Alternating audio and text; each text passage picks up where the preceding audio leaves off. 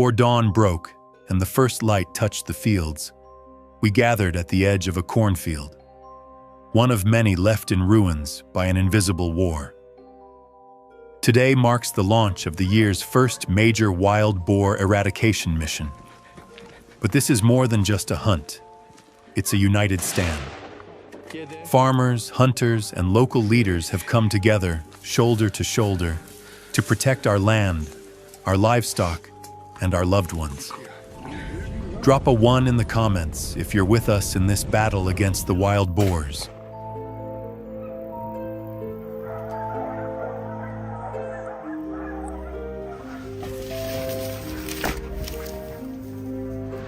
These wild hogs aren't just animals. They're an escalating menace. They tear through thousands of dollars in crops, attack newborn calves, and put human lives at risk. We've witnessed the devastation with our own eyes. Fields ripped to shreds by 300-pound beasts, their destruction unmistakable. If we don't act now, if their numbers continue to surge, the threat will only become more dangerous.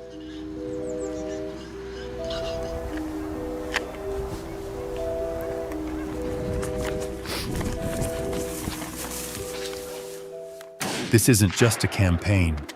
It's a mission to take back what's ours, one step at a time. And it starts here, in this very moment. The light is slipping away, stretching long shadows across the 20-acre field. Every rustle feels sharper, every movement charged with tension. We're on the trail, pushing through nearly 300 yards of thick, unforgiving forest in pursuit of the herd.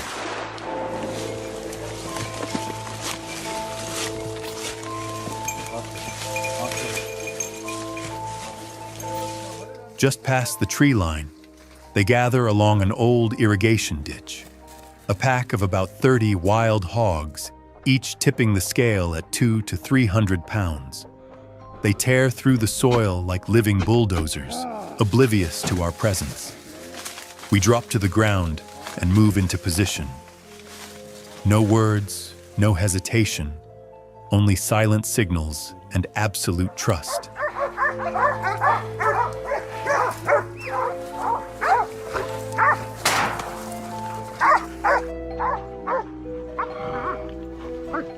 At 160 yards out, I whisper into the radio, wind steady at 5 miles an hour from the west. I tweak the scope, lining up the crosshairs on the largest hog, a brute marked by scars along its shoulder. The countdown begins. 3, 2. We squeeze the triggers. The shots shatter the stillness. In under 3 seconds, 5 hogs hit the dirt. But the hunt isn't finished yet.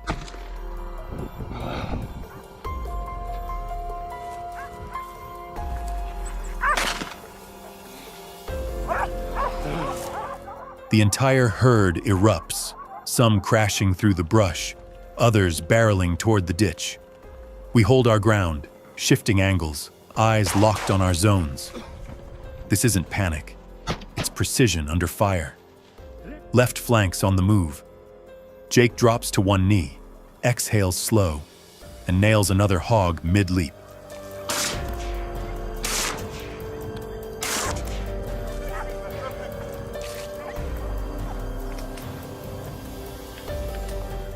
One barrels straight toward me, too close, too fast. I spin, pulse hammering, and pull the trigger. The blast cracks through the air. The hog collapses, skidding 10 yards before it stills. This is the side most never witness. Strategy, trust, and raw adrenaline driving the fight to defend what's ours.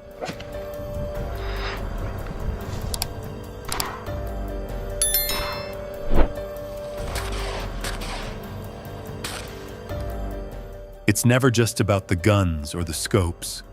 It's about discipline, knowing the land, trusting the person at your side. It's about defending your fields, your livestock, your way of life. Out here, every decision counts. One careless shot can jeopardize the whole team. That's why we train, why we move as one. And when the smoke clears and the echoes fade across the Texas fields, we rise, breathing hard, gear in hand, eyes sweeping the tree line one final time.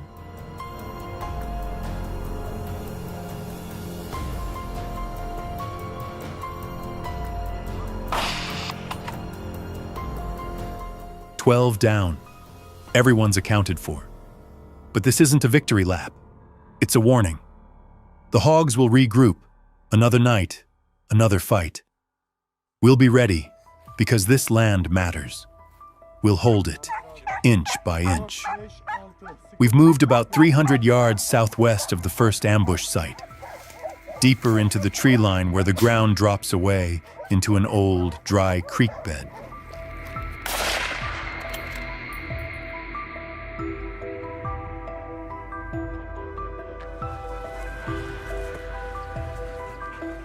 The terrain tightens here, visibility barely 50 yards, but the signs are fresh.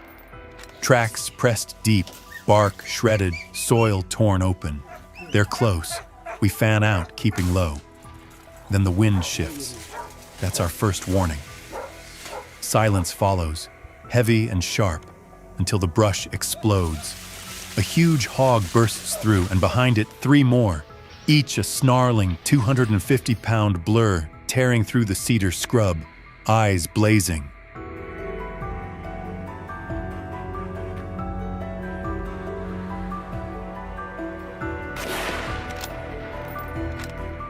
Foam streaks its snout. It's not backing off. It comes full charge, a blur of muscle and fury. Time stretches thin. Jake drops to one knee. Mark swings and fires. The moment shatters back into motion. We move as one, controlled, relentless. The first round slams into its shoulder. It falters, but doesn't fall. The second hits low, driving it to a crawl.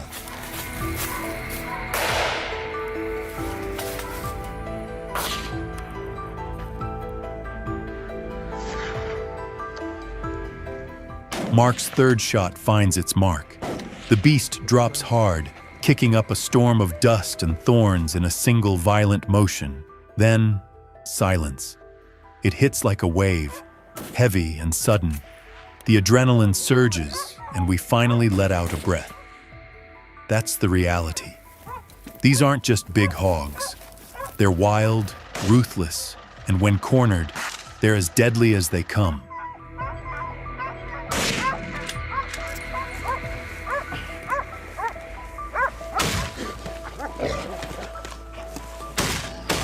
There's no do-over when a 300-pound hog with raw muscle and razor tusks comes barreling your way. What keeps us alive is training, tactics, and the ability to stay steady when everything's on the line. Moments like that remind us why strategy and vigilance aren't optional. They're survival. Because out here, it's about more than just defending land.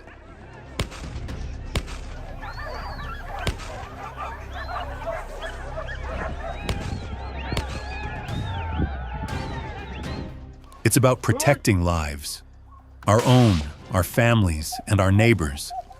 That's why we never let our guard down. Not for a second. As we stand there, rifles still hot, watching the beast motionless in the dust, one truth settles in. This battle's over, but the war for our land isn't. The mountain air cuts colder than expected, sharp in our lungs as we push through the dense cedar thicket near the property line.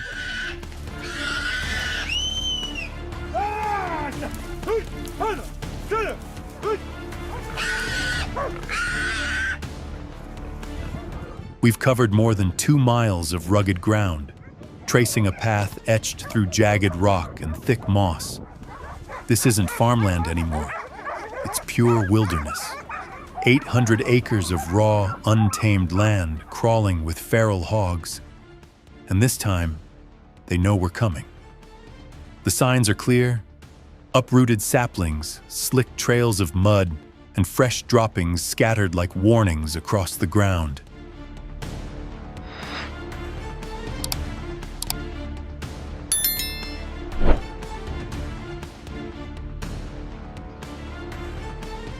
The herd's bigger, maybe smarter too, seasoned by gunfire. They're faster, more alert, which means our ambush has to be flawless. We pick a narrow choke between two hills, only 50 yards of open ground, and settle in. Silent, immobile, listening for the slightest sign.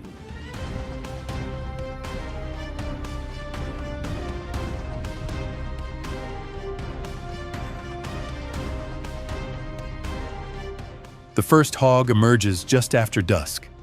About 250 pounds, ears flicking, muscles coiled tight. Then more appear. 12, maybe 15, creeping forward with wary precision.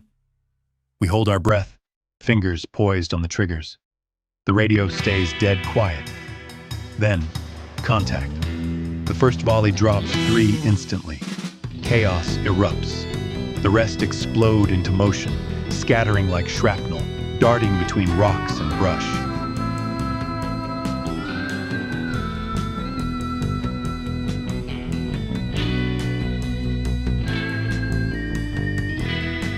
But they're not running blind. Every shot we fire, they read it, listening, adapting. Some loop back. Others freeze behind trunks or melt into the shadows. Keep moving, Mark calls out. I spin just in time to catch one circling wide through the brush, trying to flank us. These hogs aren't just escaping, they're evolving.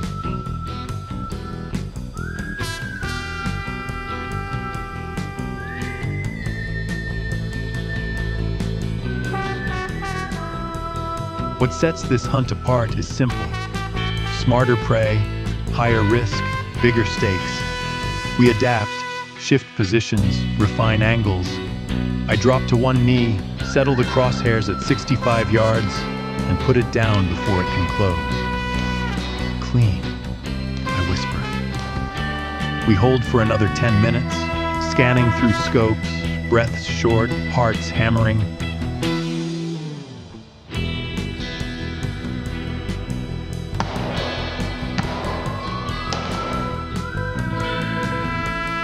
By the end, we'd confirmed 8 kills, but the rest melted into the woods like ghosts. The terrain worked in their favor, and tonight, it saved them. This wasn't just a hunt. It was a chess match played in the dark.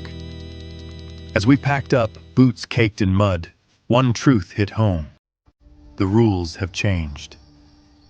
These boars are evolving. If we're going to protect our land, our livestock, and our legacy, we'll need to stay one step ahead. Ever been part of a wild boar hunt like this? Drop a 2 in the comments if you have. If not, leave a 0.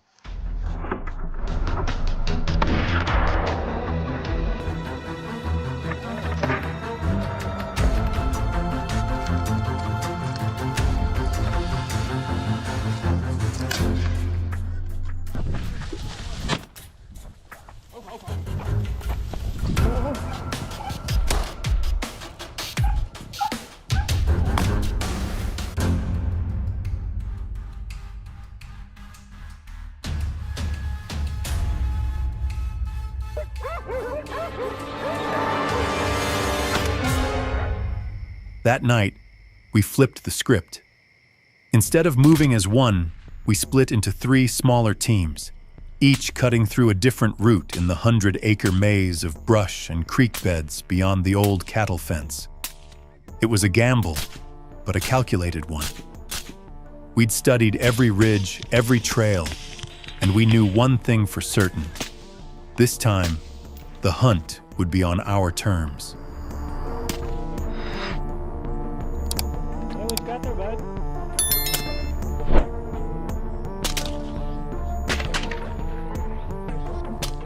To corner this herd, we needed to close every exit. I took the west flank with Jake. Mark led the center route along the creek bed, while Tom's team swept wide to the east, ready to cut off anything bolting for the hills. We advanced in silence, every step measured, every sound deliberate. An ambush only works once. At 80 yards, movement caught my eye. I'd found them.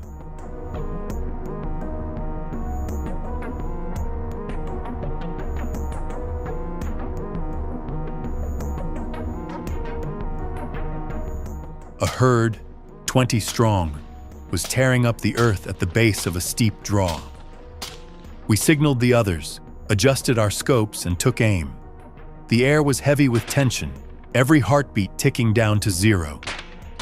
Then the signal came. One shot cracked through the dark, and chaos erupted. Gunfire flared from 3 directions. The hogs shrieked, scattering in panic. But this time, there was no escape.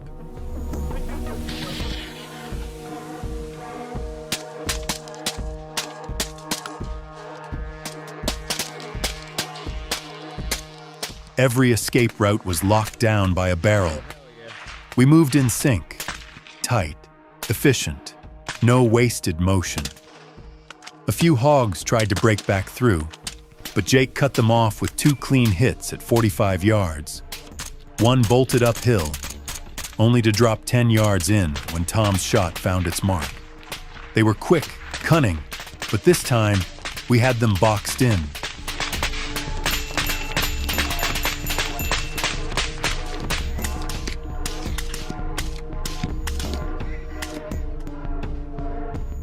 That's the power of coordination.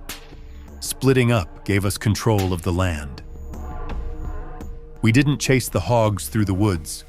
We steered them, forcing their every move. Each step they took was one we'd already accounted for. When the dust finally settled, 14 hogs were down, clean, efficient, and everyone still standing. But there was no cheering.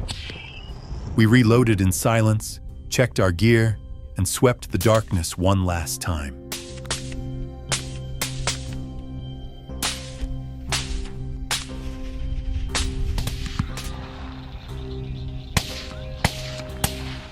Out here, even the best plan can unravel in a heartbeat. One bad angle, one hesitation, and it's your blood on the dirt, not theirs. What we took from that night wasn't just about firepower. It was about precision, discipline, and trust in the people beside you. The hunt isn't over, but we're one step closer to reclaiming our land.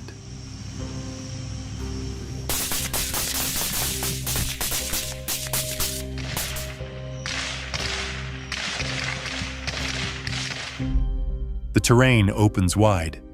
200 acres of flat plains ringed by safe zones. Perfect hunting ground, but too broad to cover on foot and too quick for old methods.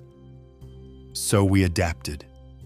2 modified rigs rolled out, one fitted with a raised platform, the other armed with thermal optics. 12 eyes scanning the land, sharp and unblinking, like a hawk on the hunt.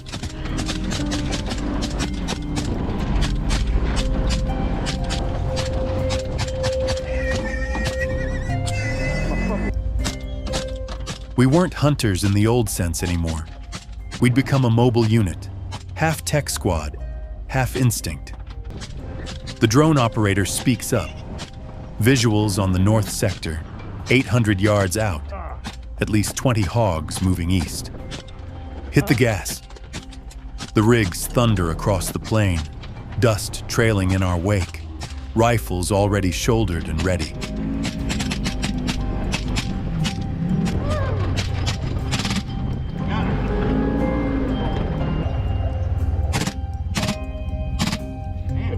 On the screens, the herd starts to push forward. They feel our rumble. Right on cue, the plan kicks in. The drone drops low, corralling them toward the skinny gap between 2 fenced fields, the choke point we set. I grab the rig's rail, heart hammering, left flank ready. Rounding the last bend, the herd erupts into view. We open fire.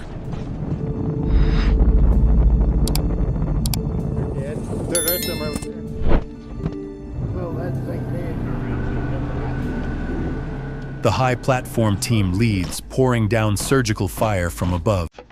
We press in behind them, cutting off any stragglers.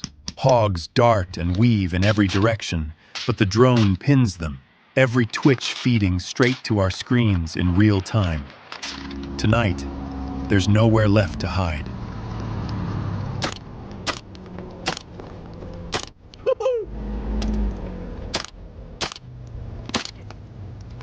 A giant, close to 300 pounds, bursts toward a dry creek bed. Jake catches it instantly. Mine. One shot, clean. It won't tear up another field. This is hunting on a new level. A fusion of power, precision, and teamwork. The rigs give us speed. The drone gives us vision. But it's the team that makes it final. 15 minutes later, the field falls silent.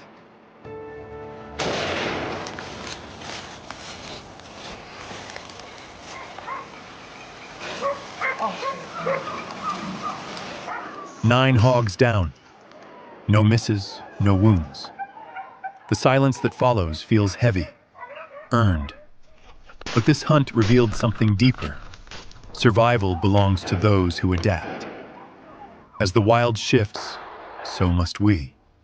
And as long as they keep moving, we'll be right behind them. On wheels, with wings, with intent. We thought the hardest part was over.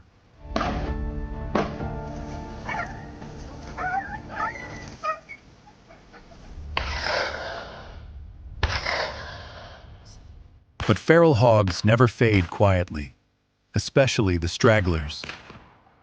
The last few, fewer but larger, broke south along the tree line, vanishing into dense brush and thorny thickets where tracking on foot borders on impossible. These aren't young hogs anymore. They're battle-tested survivors. Each one's a brute. Over 275 pounds of scarred muscle, hardened by years of survival.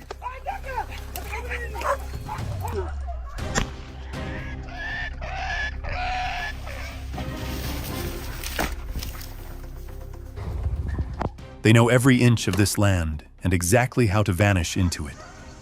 But our dogs know it too. With daylight fading and tension thick, we give the signal. The hounds launch. 3 seasoned trackers with noses like radar and hearts built for the hunt. Within minutes, the forest erupts with sound.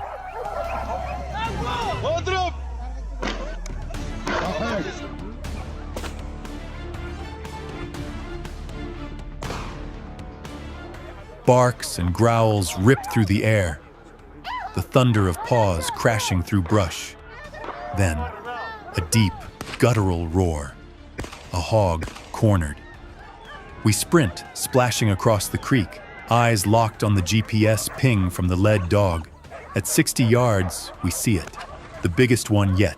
It's spinning wild, tusks glinting, churning up dirt while the dogs dart around it, keeping the beast boxed in.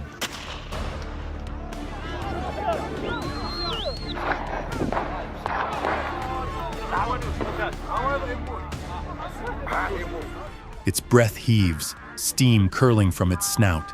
Its eyes burn wild with rage. No time to hesitate. It's now or never. Jake swings right. I slide left. 1 breath, 2. We fire. The hog bellows one last time before collapsing with a bone-shaking thud that ripples through the brush. The dogs circle once, then retreat. Their job done.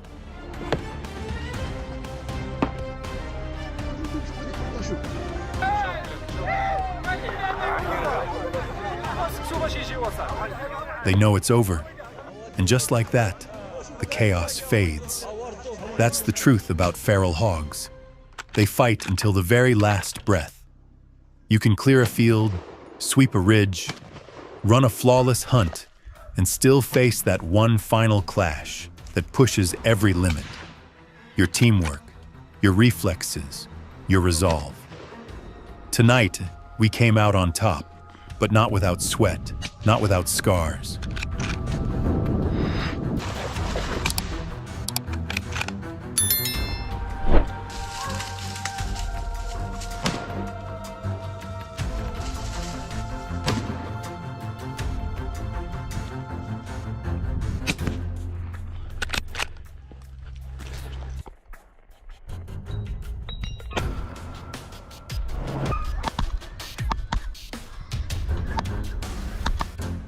We round up the dogs, check our rifles, and start the walk back to the rigs.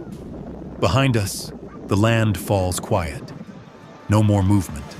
no more danger. This wasn't just a win, it was a reminder.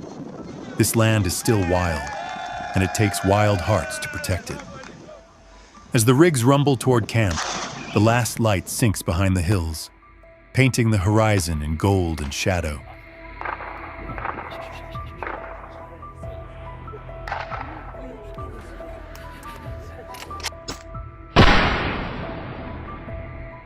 Boots off, rifles cleared, dogs sprawled out at our feet. The first day of the campaign is done, and it's one we won't forget. We brought down more than a dozen feral hogs, each tipping the scale between 200 and 300 pounds, scattered across nearly 250 acres of farmland and open plains.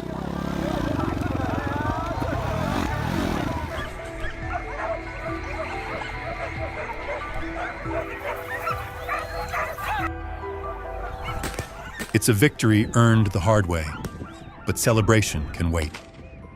A few slipped through. That's the truth of this fight. It's never finished in a single day. The hogs move fast, learn faster, but so do we. Today proved what's possible when man, machine, and animal move as one. Our team's coordination, boots on the ground, dogs in pursuit, drones overhead, clicked together with absolute precision.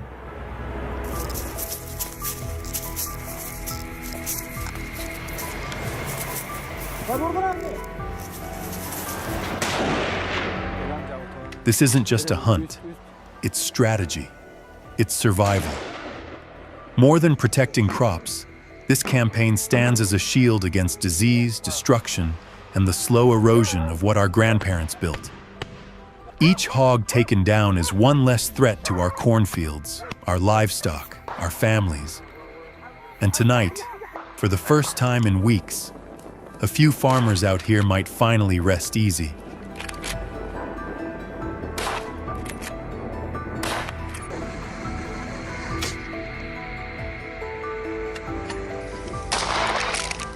But tomorrow, we're back at it, while the rest of the world sleeps through the silent war being fought here.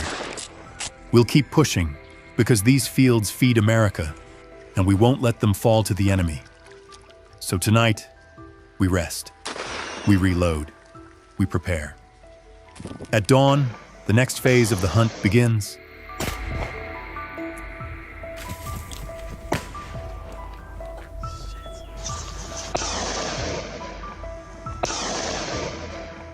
If this story hits home, if you believe in standing up for this land, save this video, share it, and drop a comment below. Let every voice fighting for rural America be heard. Out here, every shot counts, every step matters, and the hunt is far from over. If you're with us, hit that like button and subscribe to keep the mission alive.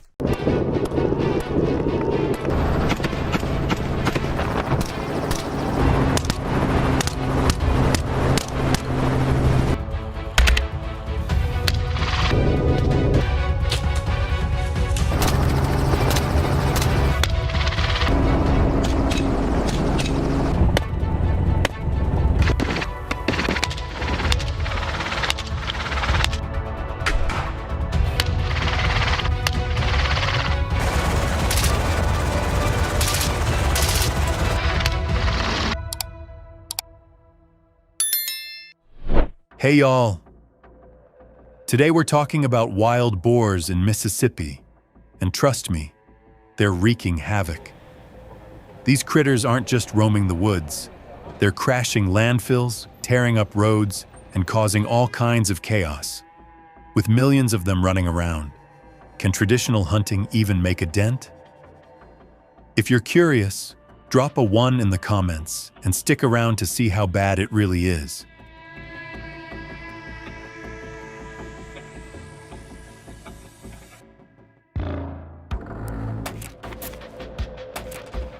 Mississippi locals are dealing with a growing nightmare as trash piles up. Wild boars are storming into towns, hunting for scraps. What we call garbage, to them it's a feast. Authorities are stepping in, But managing these cunning invaders is no easy task.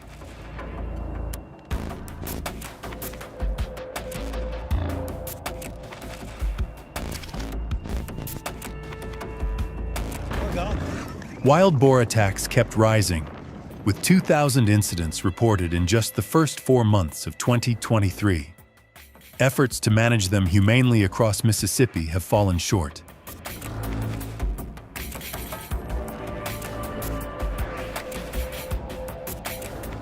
As a result, authorities ramped up helicopter deployments to tackle the invasive herds. This high-stakes operation drew top marksmen from across the country, with 50 elite shooters taking part in the hunt.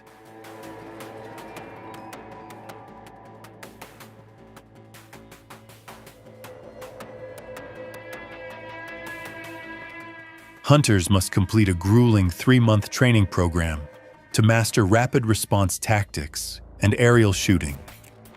Upon finishing, they earn a license to operate helicopters. These airborne hunts in Mississippi demand top-tier skill and strict adherence to regulations.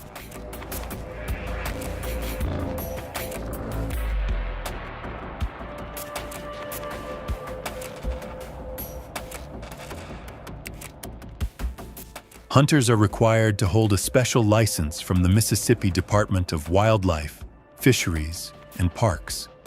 Applicants must be at least 21 years old. The license mandates hunting only in designated zones, carefully selected to ensure safety and effectiveness. Experts estimate that reducing 60 to 70% of the wild boar population annually is necessary to preserve ecological balance.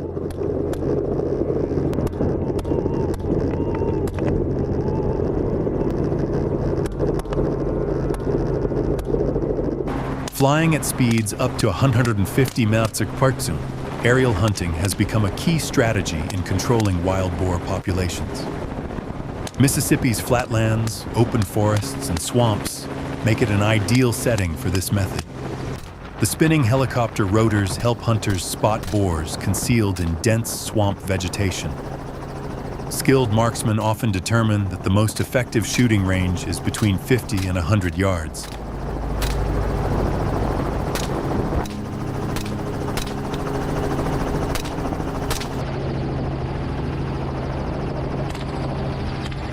Daylight hunting is preferred for better visibility, boosting both accuracy and safety while in motion. In Mississippi, the primary hunting season runs from October through February, when wild boars are at their most active and easiest to spot.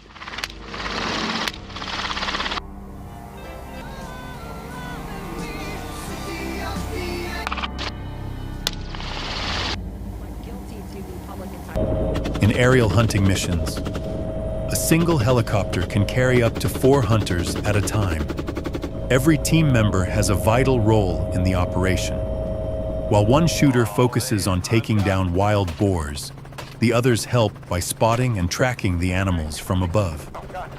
This tight coordination ensures the hunting area is thoroughly covered and boosts the team's overall effectiveness. That one got deal flirted.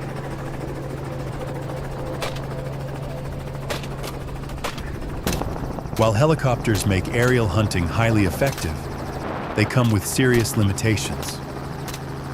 Operating costs quickly add up, including fuel, maintenance, and pilot fees.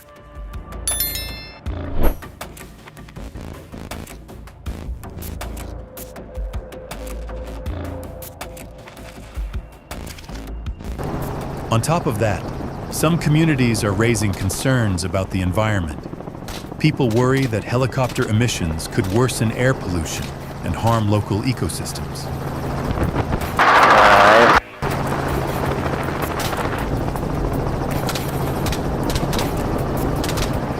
Even though some oppose wild boar hunting, most people back using helicopters for it. That support comes from widespread awareness of the harm these boars can cause. Residents in Mississippi cities who've seen the damage up close recognize the need for effective control.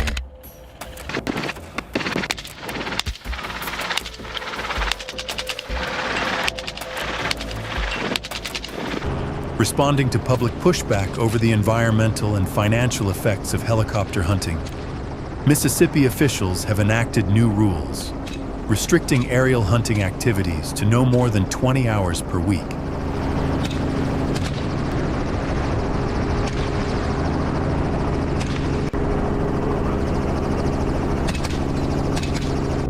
This regulation reflects the government's effort to respond to public concerns, while showing their commitment to balancing effective wild boar control with environmental stewardship and community well-being.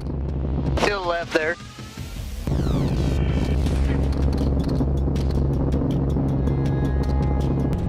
After successfully reducing the wild boar population and restoring ecological balance, Mississippians have invested heavily in preventive measures to safeguard urban areas.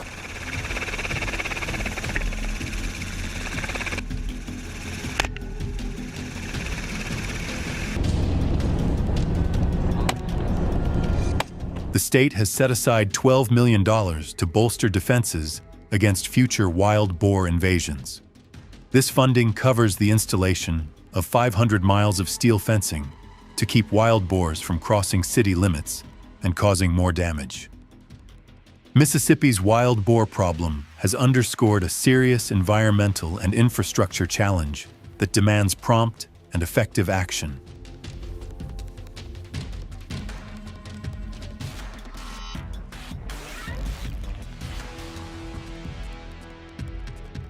If you agree, comment with the number 1 to join Mississippians in this important effort to protect the state's natural and built environment by sharing this video with others. Thanks for watching, and be sure to check out the next video.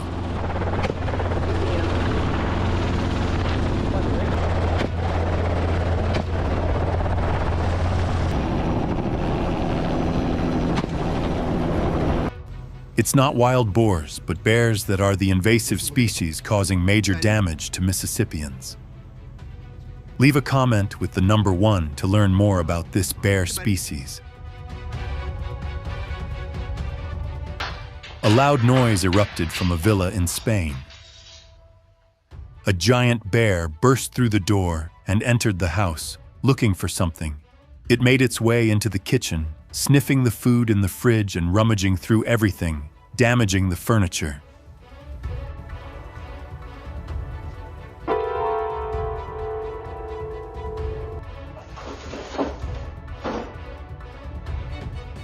Another bear, along with 3 to 4 cubs, wandered around the man's house, rummaging through trash bins and then damaging the swimming pool. In particular, the man's wife's car was attacked and vandalized, with the seats ripped and trash scattered throughout. The man reported that repairs for the entire house totaled $112,000.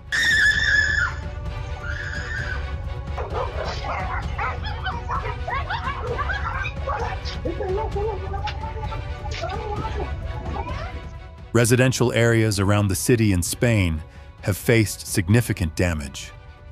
The introduction of the robotic wolf, a device designed specifically to prevent black bear attacks, has drawn attention since it was brought to Spain from Japan.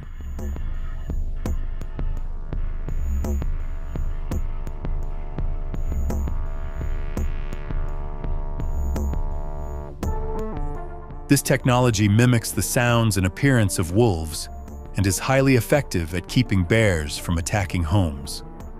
Thanks to bears' natural fear of wolves, bear attacks on homes have dropped from 130 cases to 50 cases.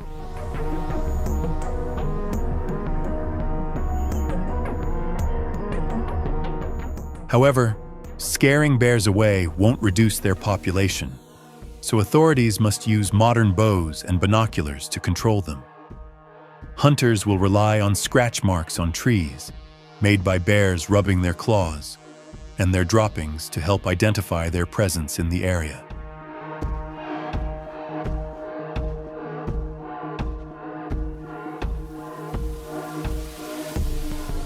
A hunter preparing to hunt black bears must follow several careful steps. The hunter uses different baits and special scents to lure the bears closer. Once a suitable spot is found, the hunter climbs to a high vantage point like a tree for a safer and clearer view.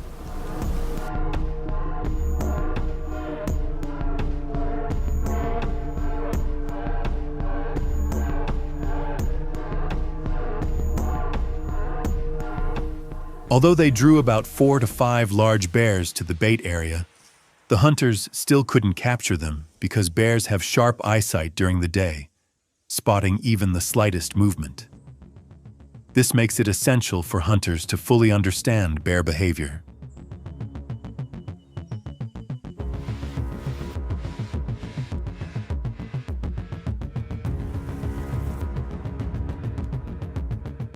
The black bear hunting season in Spain varies by region, but usually runs from September to December.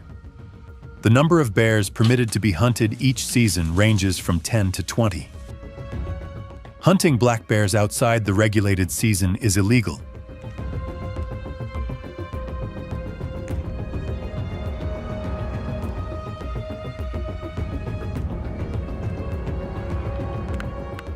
Hunting black bears outside the regulated season can lead to penalties, including fines and imprisonment. The minimum age to get a black bear hunting license in Spain is 18.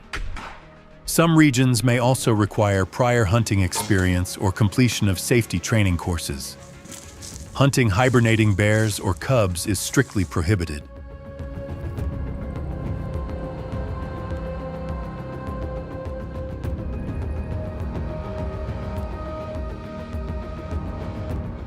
Black bears often inhabit rugged, mountainous areas, so hunters need to know the terrain and move safely in these conditions. They are omnivores that usually live alone, but may gather in small groups near streams to feed, giving hunters opportunities. To improve success and ensure safety, hunters should go with 3 to 5 teammates. Do it again. In some areas, people aren't attacked by bears, so when they see the news, they oppose black bear hunting, believing the bears have a right to live and shouldn't be hunted for sport or entertainment. They also argue hunting is often cruel, causing unnecessary suffering. Overhunting bears can disrupt the natural ecosystem and even risk extinction.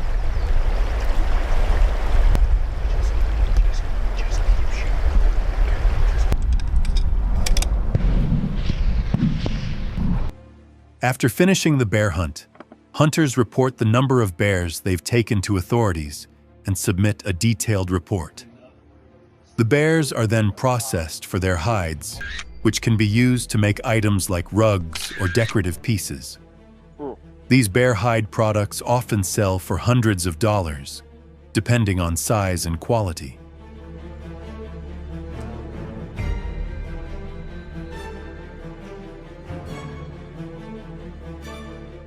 Hunters involved in bear bile extraction work in a controversial industry, capturing and farming bears mainly for their bile, a substance taken from the gallbladder and believed to have medicinal properties in traditional medicine. These hunters are often criticized for the harsh conditions the bears endure and the painful extraction methods used.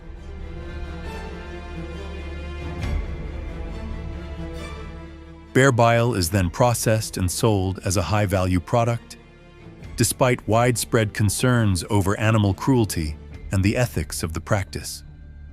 Many call for stricter regulations and alternative methods to ensure bears are protected and treated humanely.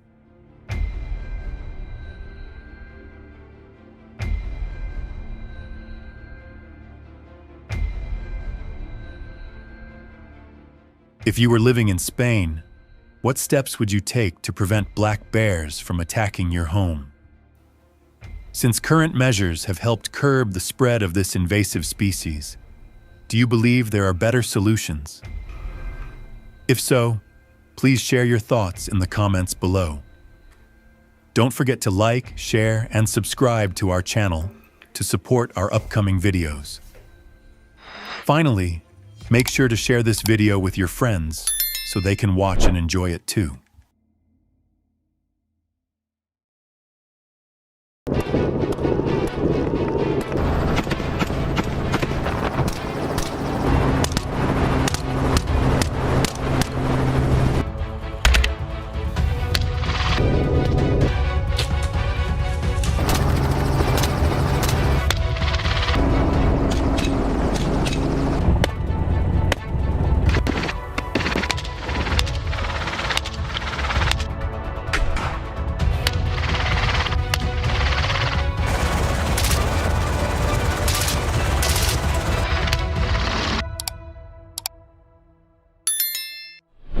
Hey y'all!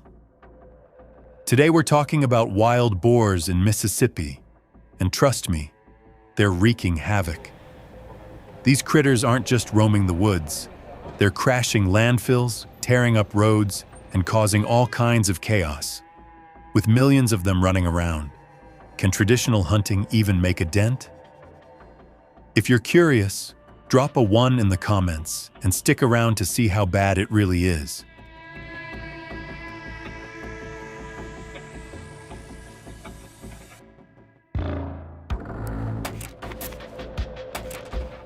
Mississippi locals are dealing with a growing nightmare as trash piles up. Wild boars are storming into towns, hunting for scraps.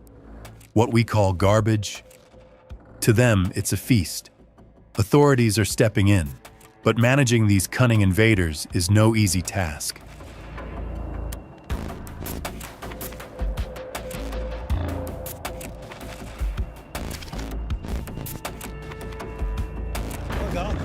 Wild boar attacks kept rising, with 2,000 incidents reported in just the first 4 months of 2023. Efforts to manage them humanely across Mississippi have fallen short.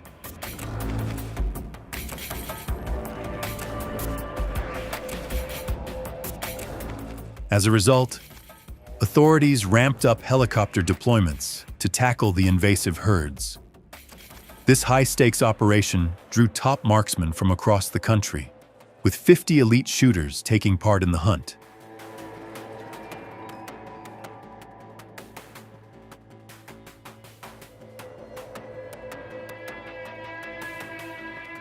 Hunters must complete a grueling 3-month training program to master rapid response tactics and aerial shooting.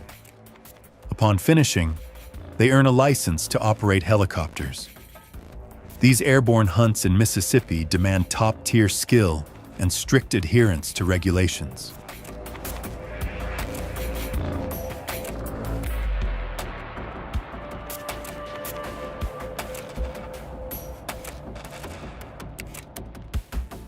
Hunters are required to hold a special license from the Mississippi Department of Wildlife, Fisheries, and Parks. Applicants must be at least 21 years old. The license mandates hunting only in designated zones, carefully selected to ensure safety and effectiveness. Experts estimate that reducing 60 to 70% of the wild boar population annually is necessary to preserve ecological balance.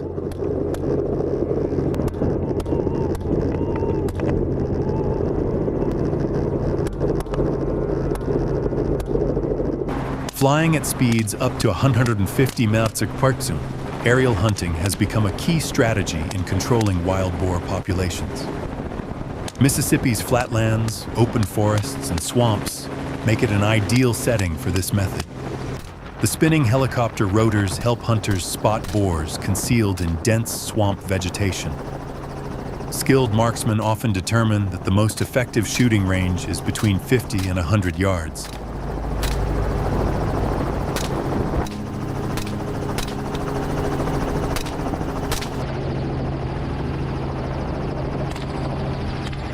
Daylight hunting is preferred for better visibility, boosting both accuracy and safety while in motion. In Mississippi, the primary hunting season runs from October through February, when wild boars are at their most active and easiest to spot.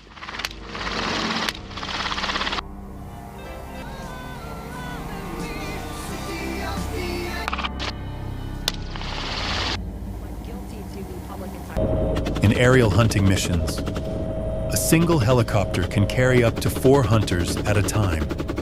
Every team member has a vital role in the operation. While one shooter focuses on taking down wild boars, the others help by spotting and tracking the animals from above.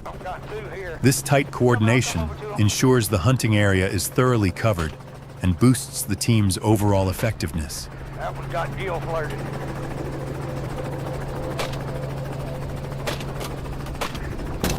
While helicopters make aerial hunting highly effective, they come with serious limitations.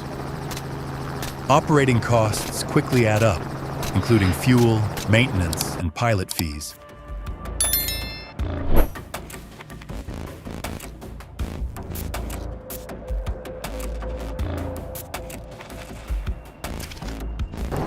On top of that, some communities are raising concerns about the environment. People worry that helicopter emissions could worsen air pollution and harm local ecosystems.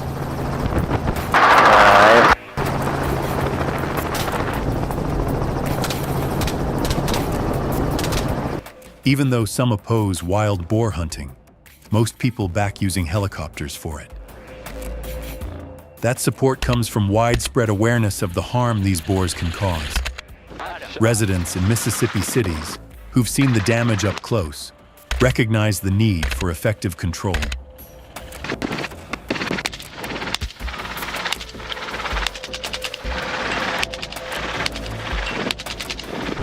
Responding to public pushback over the environmental and financial effects of helicopter hunting, Mississippi officials have enacted new rules, restricting aerial hunting activities to no more than 20 hours per week.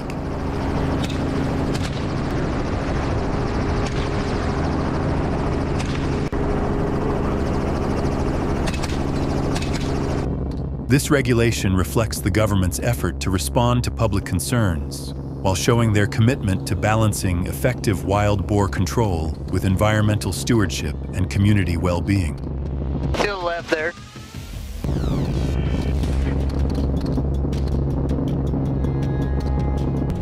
After successfully reducing the wild boar population and restoring ecological balance, Mississippians have invested heavily in preventive measures to safeguard urban areas.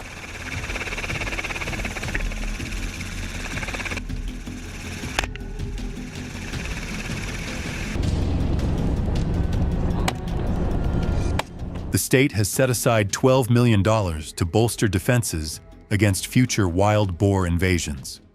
This funding covers the installation of 500 miles of steel fencing to keep wild boars from crossing city limits and causing more damage. Mississippi's wild boar problem has underscored a serious environmental and infrastructure challenge that demands prompt and effective action.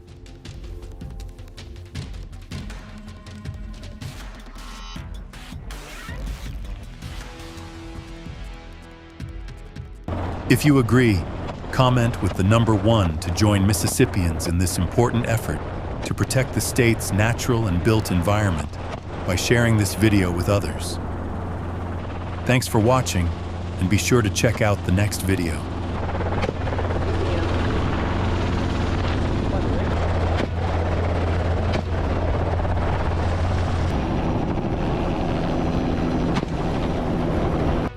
It's not wild boars, but bears that are the invasive species causing major damage to Mississippians. Leave a comment with the number 1 to learn more about this bear species. A loud noise erupted from a villa in Spain. A giant bear burst through the door and entered the house, looking for something. It made its way into the kitchen, sniffing the food in the fridge and rummaging through everything, damaging the furniture.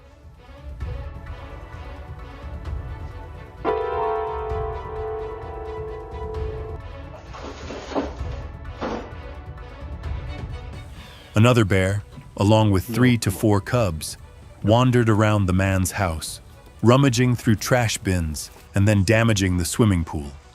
In particular, the man's wife's car was attacked and vandalized, with the seats ripped and trash scattered throughout. The man reported that repairs for the entire house totaled $112,000.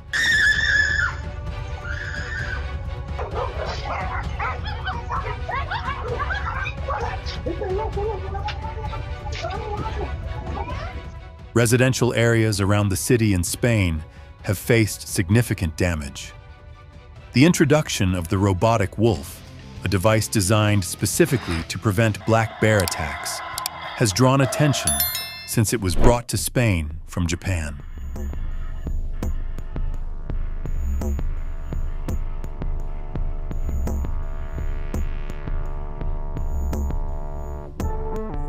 This technology mimics the sounds and appearance of wolves and is highly effective at keeping bears from attacking homes. Thanks to bears' natural fear of wolves, bear attacks on homes have dropped from 130 cases to 50 cases.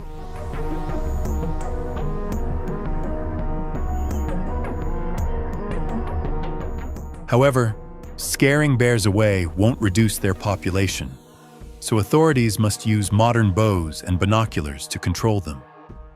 Hunters will rely on scratch marks on trees, made by bears rubbing their claws, and their droppings to help identify their presence in the area.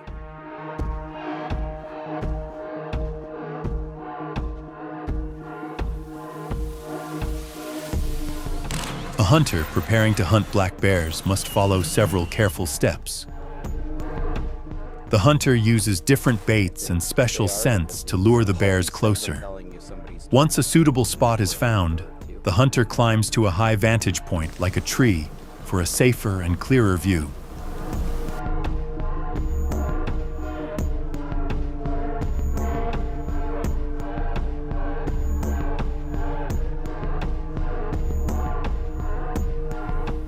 Although they drew about 4 to 5 large bears to the bait area, the hunters still couldn't capture them because bears have sharp eyesight during the day, spotting even the slightest movement. This makes it essential for hunters to fully understand bear behavior.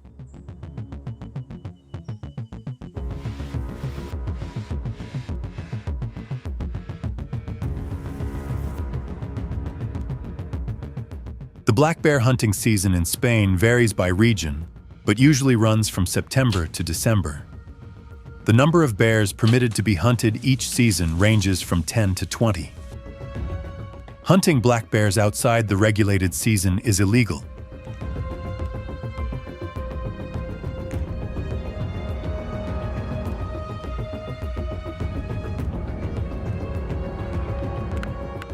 Hunting black bears outside the regulated season can lead to penalties, including fines and imprisonment. The minimum age to get a black bear hunting license in Spain is 18.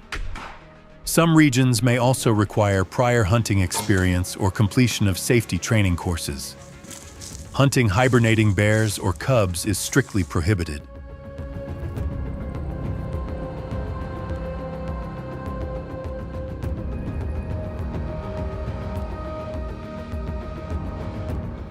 Black bears often inhabit rugged, mountainous areas, so hunters need to know the terrain and move safely in these conditions.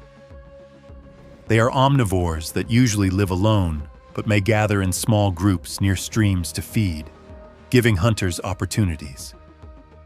To improve success and ensure safety, hunters should go with 3 to 5 teammates. Do again. In some areas, people aren't attacked by bears, so when they see the news, they oppose black bear hunting, believing the bears have a right to live and shouldn't be hunted for sport or entertainment. They also argue hunting is often cruel, causing unnecessary suffering. Overhunting bears can disrupt the natural ecosystem and even risk extinction.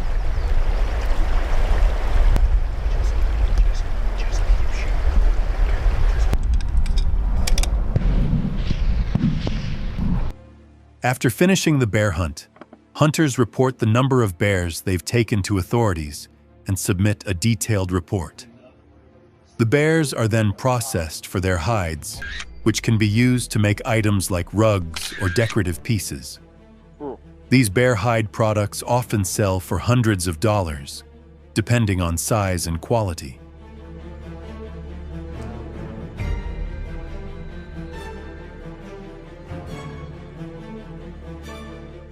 Hunters involved in bear bile extraction work in a controversial industry, capturing and farming bears mainly for their bile, a substance taken from the gallbladder and believed to have medicinal properties in traditional medicine.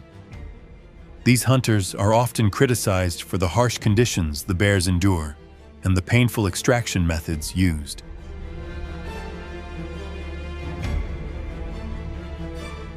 Bear bile is then processed and sold as a high-value product, despite widespread concerns over animal cruelty and the ethics of the practice. Many call for stricter regulations and alternative methods to ensure bears are protected and treated humanely.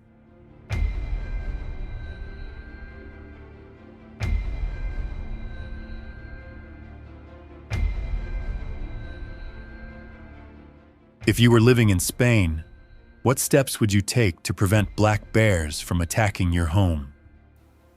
Since current measures have helped curb the spread of this invasive species, do you believe there are better solutions? If so, please share your thoughts in the comments below. Don't forget to like, share, and subscribe to our channel to support our upcoming videos. Finally, make sure to share this video with your friends so they can watch and enjoy it too.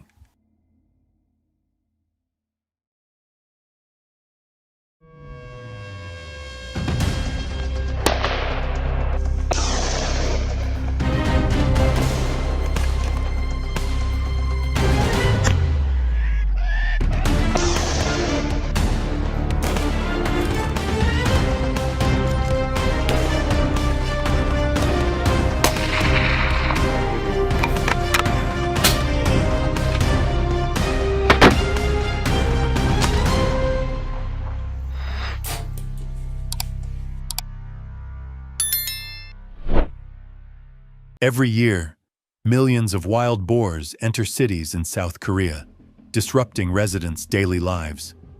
These invasions also lead to numerous traffic accidents each year.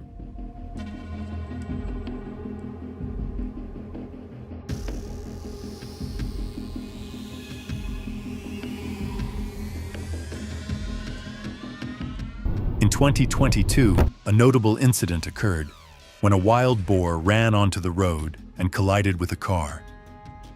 The car's front was heavily damaged, and the boar was knocked unconscious on the spot. This event caused major traffic delays and highlighted the dangers and economic impacts of wild boar invasions in urban areas. Wild boars not only disrupt traffic on major roads, but also enter densely populated urban areas, attacking and causing damage. This impacts local businesses, resulting in significant economic losses each year. Damage from wild boars is estimated at around $1.2 billion annually in South Korea. This situation is a clear reminder for residents to stay alert and report wild boar sightings to authorities immediately.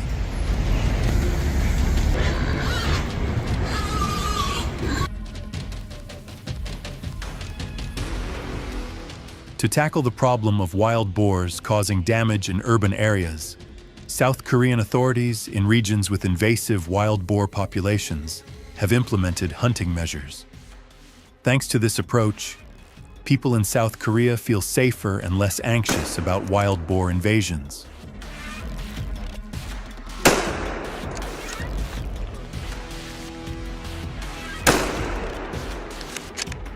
This method has successfully controlled the wild boar population, lowering it to around 100,000 by 2023. If you think this approach is effective, share today's video to receive a special surprise gift.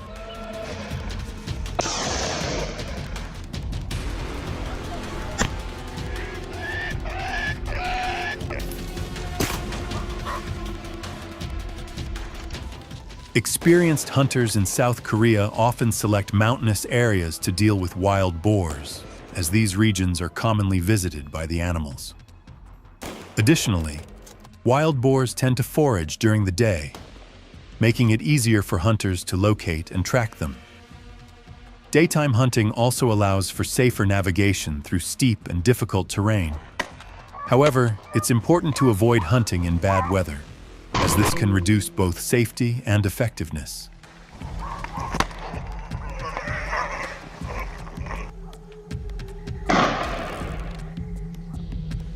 Using a silencer when hunting wild boars provides several benefits, particularly by reducing noise during the hunt. Silencers also help protect hunters' hearing from loud sounds. In terms of other animals, silencers limit panic and stress for non-target species, creating a calmer environment for surrounding wildlife.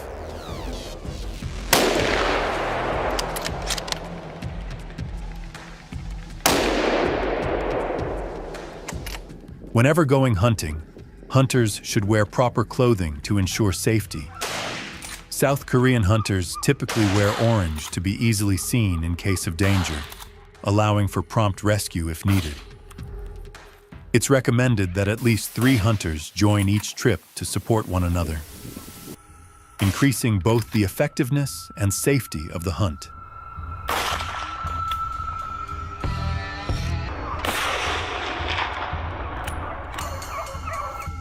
Additionally, all hunters in South Korea must hold a hunting license issued by the proper authorities. Notably, in January during winter, Koreans organize hunts for invasive wild boars. A common technique used by hunting leaders is the use of hunting horns.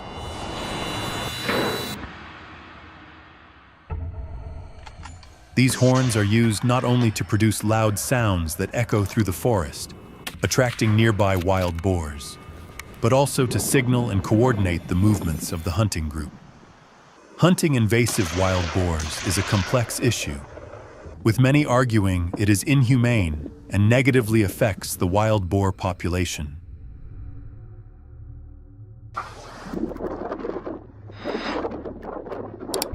However, it cannot be denied that this method is effective in managing millions of invasive wild boars. Balancing ethical concerns with the effectiveness of hunting tools is key to finding the most reasonable approach for managing and protecting wildlife species.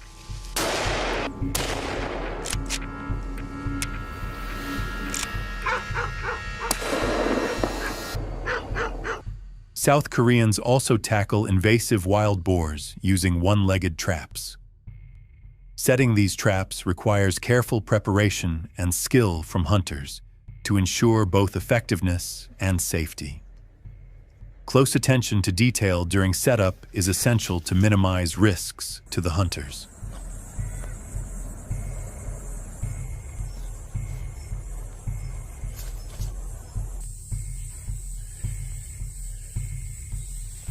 Hunters must make sure the trap's mechanism is properly tested and adjusted to prevent accidental activation during setup. Additionally, clear warning signs or markers should be placed around the trap to alert hunters and passers-by, reducing the risk of unintended injuries.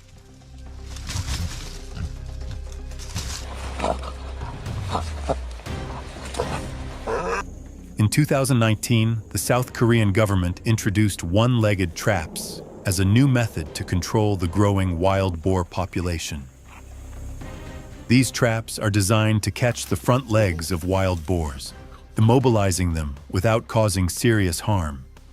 According to a 2021 KBS World article, the number of wild boars caught using one-legged traps in Paju City rose from 100 in 2019 to 500 in 2020.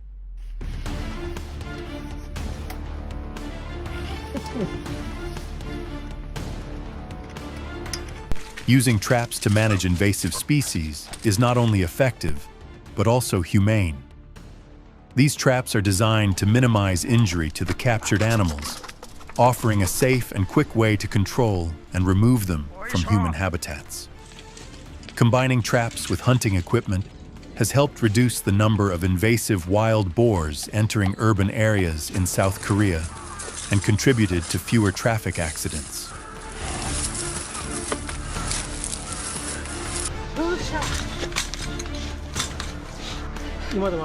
Since these solutions have been effective in curbing the growth of certain invasive species, do you think there are better alternatives? If so, share your thoughts and opinions in the comments below. Don't forget to like, share, and subscribe to support our upcoming videos. Finally, be sure to share this video with your friends so they can watch and enjoy it too. Accidents involving baboons have become a serious problem in Miami, Florida, with over 100 vehicle baboon collisions reported in 2022. Their presence on the roads has led to injuries for drivers and caused traffic jams lasting for hours.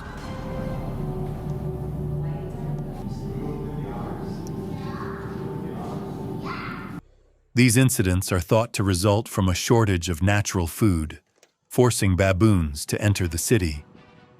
Vehicles that stop are often attacked by the baboons, raising concerns among Florida residents.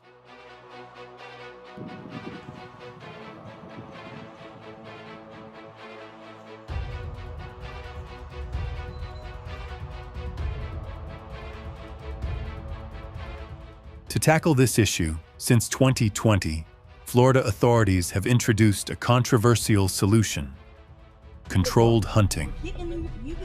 This activity is only allowed in designated suburban and rural areas approved by the state government. Okay, get in now. Close the window. Get in and close the window. Oh my God, are they going to be this YouTube sensation? After introducing the use of firearms for hunting, the baboon population in Miami dropped from 3,000 to 1,000. This reduction has helped lower the risk of traffic accidents and improve road safety. Additionally, residents need to work with local authorities to raise awareness about the dangers posed by baboons and learn how to respond when encountering them. Research shows that hunting baboons is most effective during the day, as daylight offers optimal visibility, making it easier for hunters to monitor baboon activity.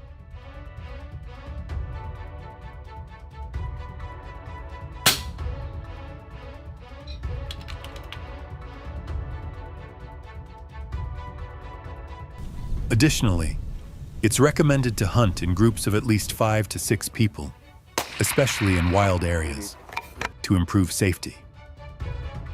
Hunting together not only provides support in emergencies, but also allows hunters to learn from each other and enhance their skills as a team. Ruger is a well-known hunting equipment manufacturer in Florida. The brand makes specialized products to support hunters in their activities. The Florida government licenses hunters to use Ruger American and Ruger Hawkeye rifles, showing that Ruger has earned a strong reputation in the hunting community for quality and reliability. If you enjoy using Ruger American rifles, leave a comment with the number 5.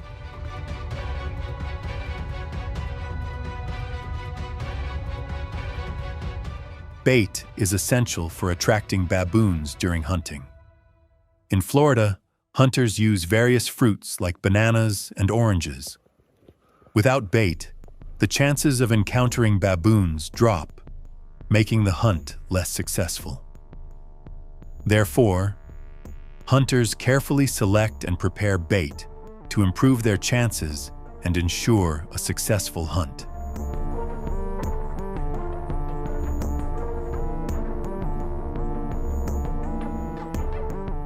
Additionally, to ensure hunter safety, specific regulations are enforced in Florida. While the state generally restricts the use of firearms for hunting, hunters can participate if they have a license from the proper authorities. To maintain safety, the government has set rules that all hunters must follow.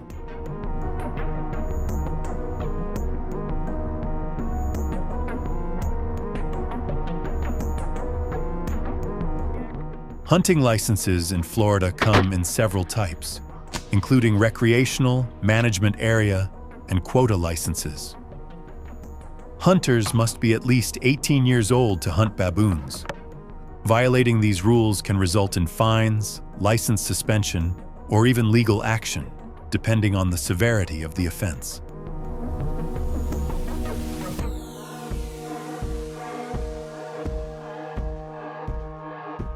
According to Florida authorities' control data, the average weight of an adult baboon ranges from 30 to 40 pounds, depending on species and age. The baboon hunting season in Florida usually takes place in October and November. Under licensing rules, hunters may only hunt baboons of reasonable size that are disease-free. Hunting pregnant baboons or those with young offspring is not allowed.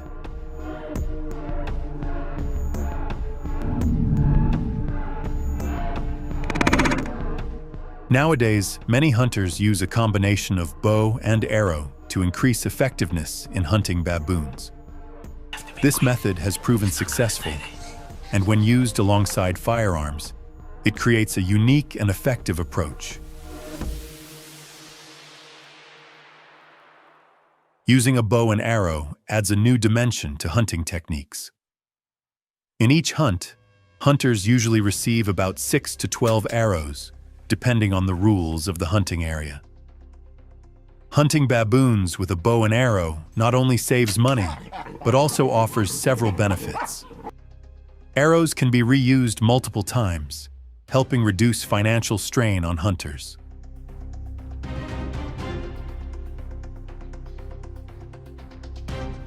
Using a bow and arrow doesn't produce loud noise like firearms and doesn't disturb nearby wildlife. The speed of an arrow fired at a baboon usually ranges from 150 to 300 feet per second, depending on the type of bow and the arrow's specific setup.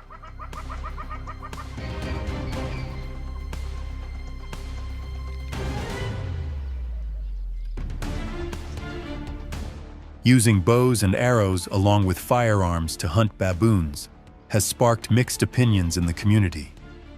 Some people oppose this method due to concerns about violence and its environmental impact.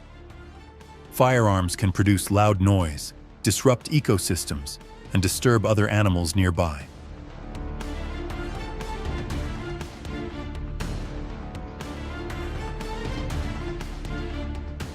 Additionally, firearms carry the risk of injuring other animals during hunting. As a result, some communities oppose both methods and instead suggest alternatives like public education, environmental management, and species protection.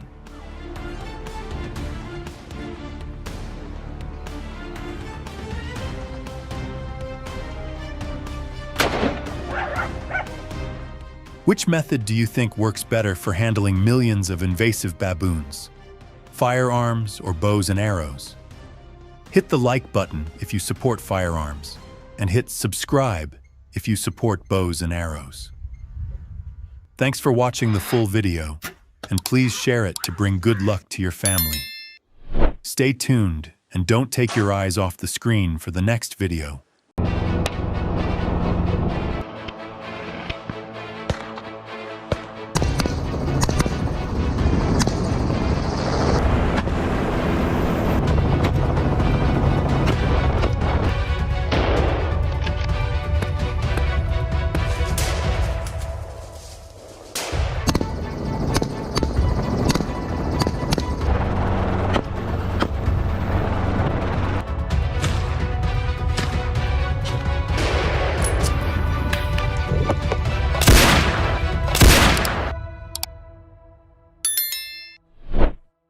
Hello everyone! Yes, sunlight streams through the dense forests of the southern United States, where golden rays cut through the lush green canopy, painting a breathtaking scene. But behind this peaceful beauty, a battle is underway.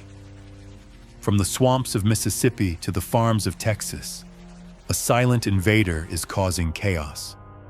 This wild animal is responsible for millions of dollars in damage every year. Drop a comment with number 1. This video will reveal the answer.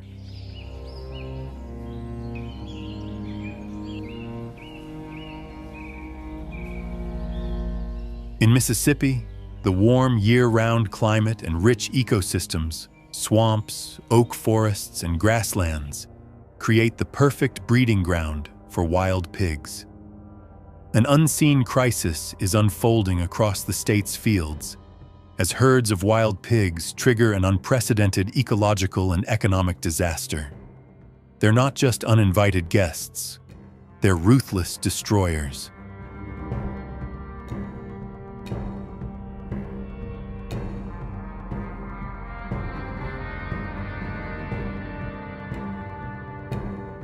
What's alarming is that this invasion shows no signs of slowing down. Wild pigs have now spread across every county in the state, and their numbers keep climbing out of control. Local farmers are being forced to make battling these invaders a top priority just to protect their crops and their livelihoods.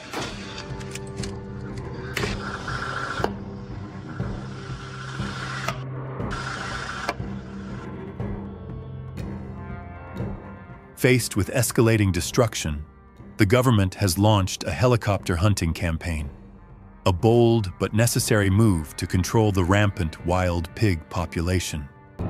But this isn't a mission just anyone can join. At dawn, the hunting helicopters lift off from base, ready to take on the challenge.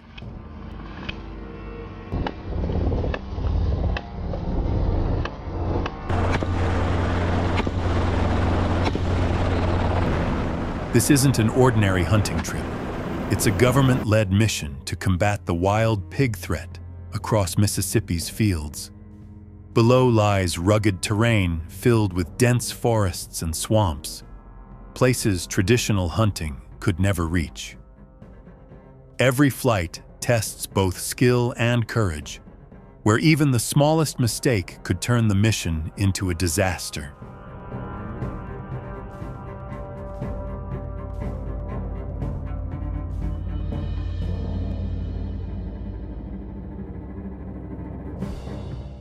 The first day of the hunt arrived, carrying the crisp chill of a Mississippi autumn.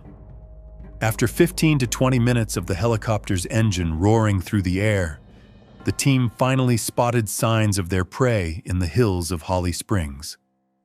Under the hunters' watchful eyes, a massive herd of wild pigs, some adults weighing nearly 400 pounds, moved like shadows through the brush.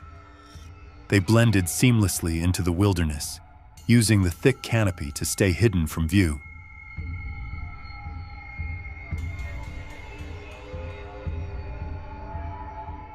With the mild autumn temperature hovering around 15 degrees, the hunters had to stay razor-focused. The pilot dropped the helicopter to 100 feet, holding a 45 degrees angle, while the shooter took aim with an AR-15 fitted with an infrared scope. A gentle 10-mile-per-hour breeze added to the challenge as the engine's roar echoed through the air. Each Remington .223 round cut through the wind, zeroing in on its target. Success relied on flawless teamwork, the pilot keeping the craft steady while the shooter acted in the split-second opportunity allowed.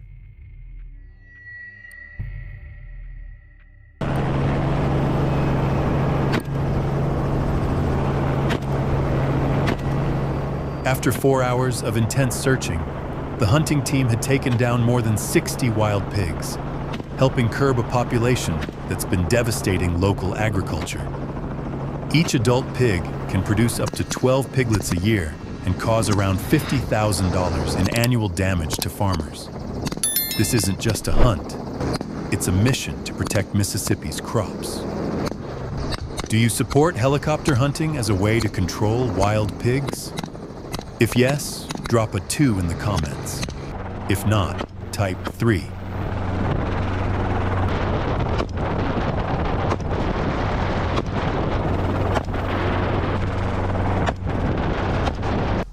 Although the official hunting season has ended, the chase continues amid the cold winter winds. The wild pigs have moved north into the hills of Mississippi, one of nature's toughest strongholds.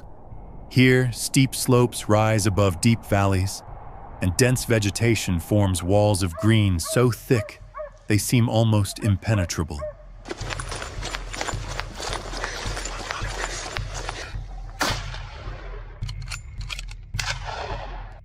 Every step through this rugged terrain feels like a chess match against nature itself. Slick rocks hide beneath layers of decaying leaves.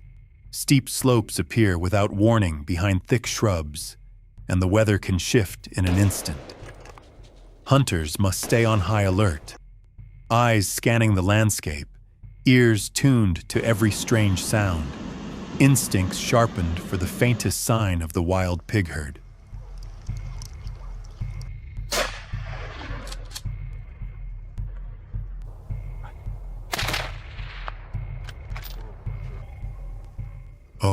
Oh. Choosing the right shooting position becomes an art form out here. Shooters must instantly gauge the slope of the terrain, the wind's direction, the distance to their target, and the perfect firing angle. Every shot demands total focus, because in this environment, a missed shot doesn't just mean losing the prey, it could mean a dangerous fall.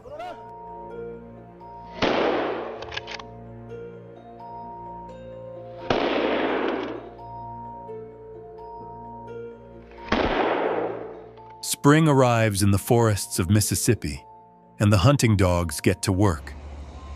The legendary hounds of the American South take the lead. Their noses are razor sharp, able to pick up the scent of wild pigs from half a mile away when the wind is right. A loud bark echoes from the western hills. It's Diesel, the 5-year-old lead dog with more than 200 successful hunts to his name.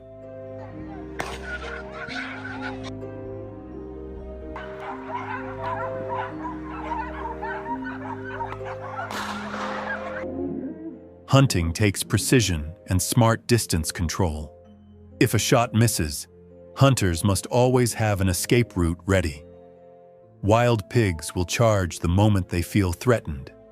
The dogs are trained to surround and hold them, keeping the pigs from vanishing into the brush. It's a coordinated effort: attack, retreat, and reposition, driving the wild pigs toward the hunters as the dogs' fierce barks echo through the air.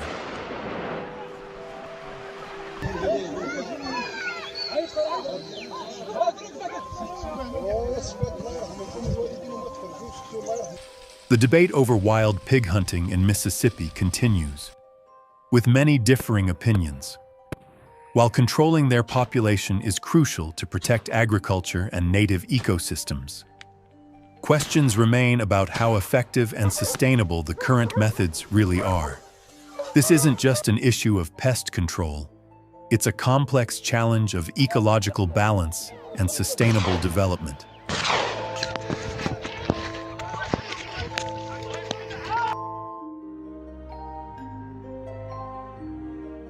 Did this video help you understand why wild pigs are considered an invasive species? If so, give it a thumbs up, subscribe to the channel, and don't forget to share it with your friends. Thanks for watching. See you in the next video.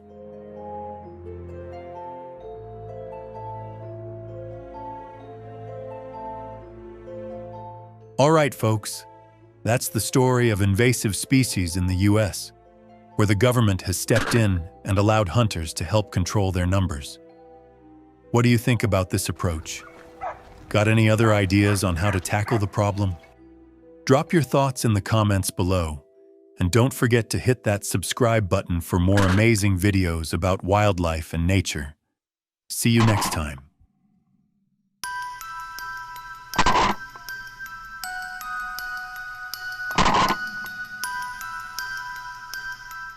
In recent years, Africa has faced a growing challenge as lions increasingly invade residential areas.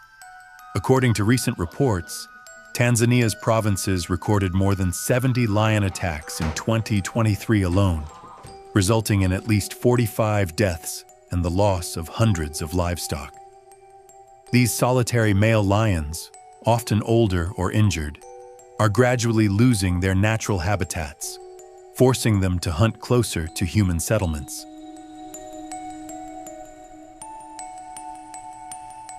An adult lion can weigh up to 500 pounds, armed with incredible strength and deadly hunting skills.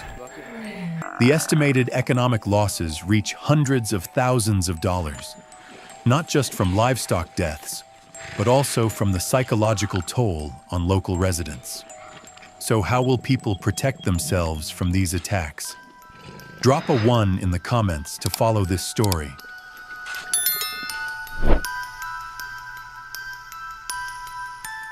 In the wild lands of Africa, the struggle between humans and lions is relentless.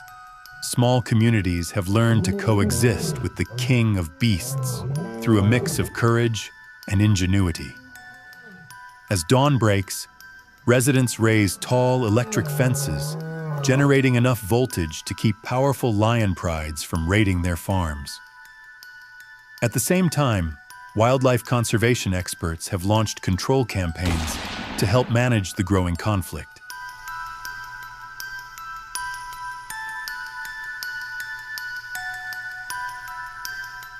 As part of these ecological management efforts, specially trained and licensed hunters step in to control lion populations when densities exceed safe ecological limits.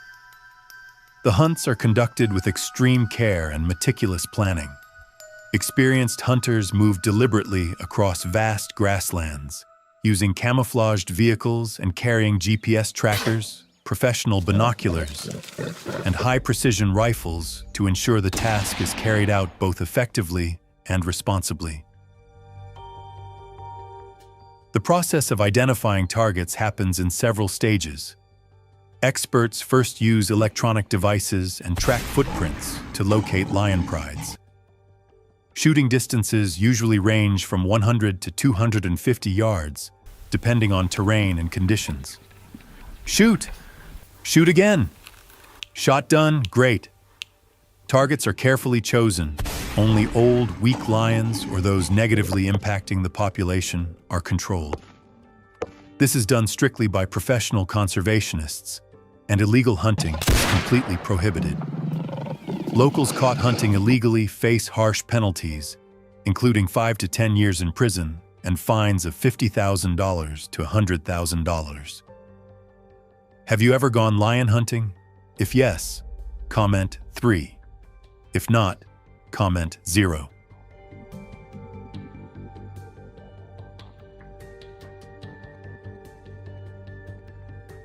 A skilled hunter relies on sharp observation, precise target identification, and near-silent movement, leaving almost no trace. Shoot accurately, buddy. Lion hunting is one of the most dangerous pursuits in the world, demanding absolute precision and courage. One wrong shot can instantly turn the hunter into prey. Hunters use powerful rifles with armor-piercing rounds, aiming for critical areas like the head or chest to quickly take down the target. Hurry up, let's go, let's go, let's go!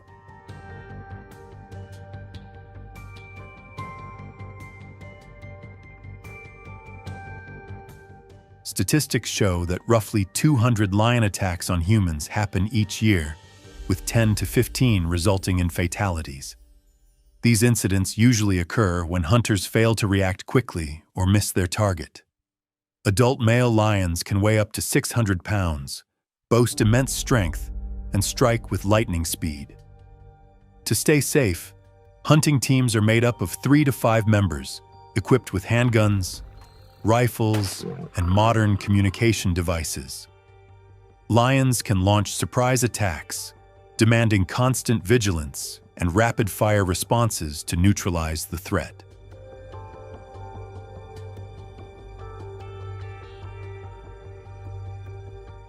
The ultimate goal of lion population control is to maintain ecological balance by removing weak individuals that disrupt the ecosystem. Populations are carefully managed to reduce conflicts between humans and other wildlife. International conservation organizations report that these control campaigns have cut human-lion conflicts by about 30%, while helping maintain stable wildlife populations in key conservation areas across Africa.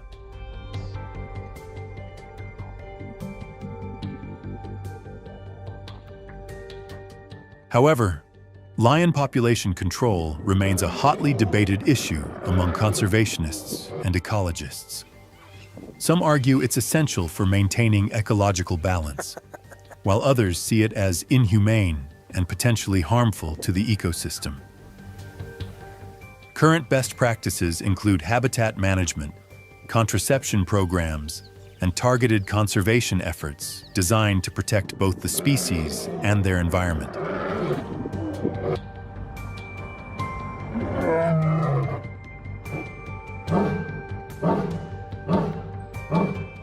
Research shows that roughly 20,000 wild lions remain in Africa, and their numbers are dropping at an alarming rate. Okay, back to it. What are your thoughts on lion conservation? How can we balance protecting these animals with managing their populations? Share your ideas in the comments below. Thanks for watching. If you enjoyed the video, please like, comment, and subscribe to the channel to stay updated on future videos.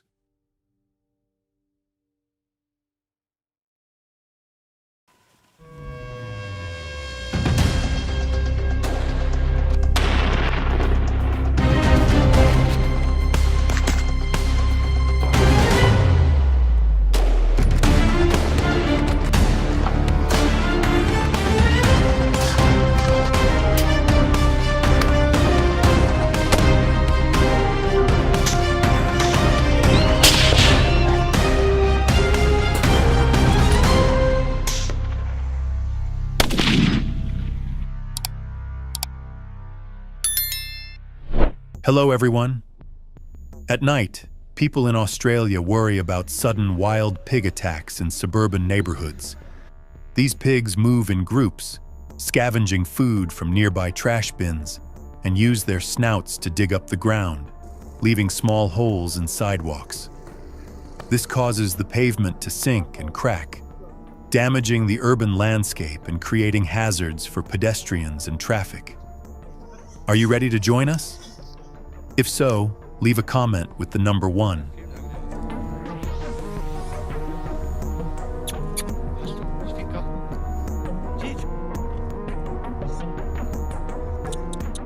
The cost of repairing infrastructure damage is estimated at $2.5 billion per year, according to the Australian National Parks Department. During a major incident in 2017, authorities received 78 complaints from residents about wild pigs attacking gardens and destroying lawns, especially where chestnuts, a favorite food of the pigs, were planted. This problem not only threatens infrastructure, but also puts residents' safety at risk, as these invasive species continue to spread across Australia.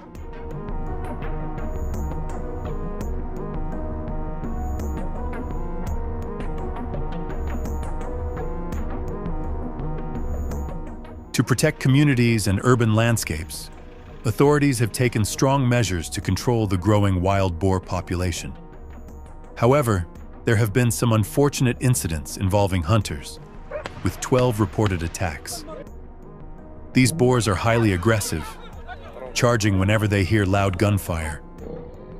Fortunately, the hunters only suffered minor injuries and were assisted by nearby team members.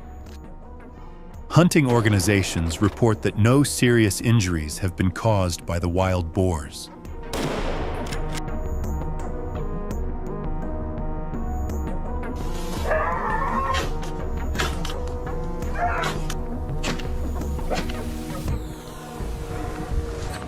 To address the situation, Australian authorities have proposed using hunting dogs to improve safety for hunters. A total of 215 hunting dogs will be licensed each season to ensure compliance with animal safety regulations. Authorities will organize training sessions for the dogs, who will be carefully tested, trained, and cared for by experts. Do you support using hunting dogs for wild boar control in Australia? If yes, leave a 3 in the comments. If not, leave a 5.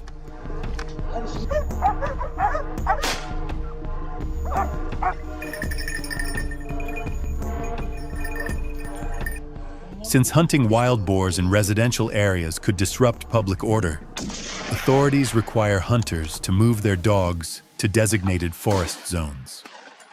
Once there, the dogs are outfitted with protective gear. The bright orange color makes them easy to spot in the wild and prevents confusion. The gear protects the dogs' bodies when facing aggressive wild boars. In addition, the dogs wear bells to alert hunters if they're in danger or have detected wild boars in the forest.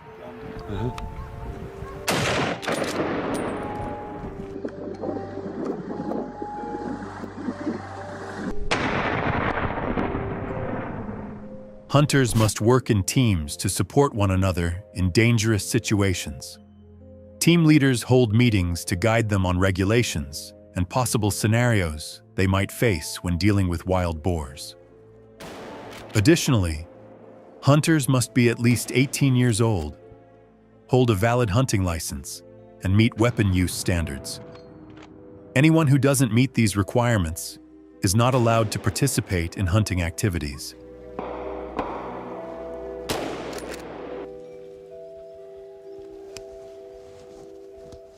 Hunting dogs can distinguish the scent of wild boars from other animals, thanks to their highly sensitive noses, helping hunters stay focused on their main targets and avoid wasting time. During the hunt, the dogs also guide hunters through thick, grassy areas. GPS trackers on the dogs' collars let hunters pinpoint the location of wild boars and quickly locate the dogs if they get lost.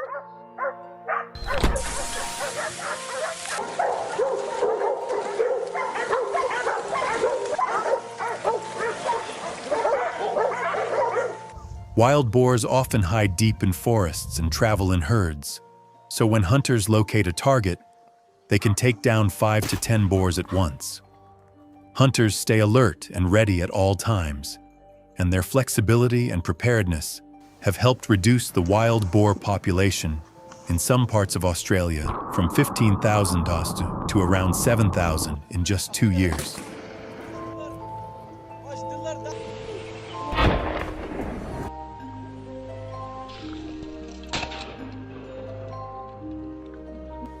As a result, damage and complaints from residents about wild boar attacks in cities have dropped significantly. Hunting activities and the use of hunting dogs have truly helped protect Australia's economy.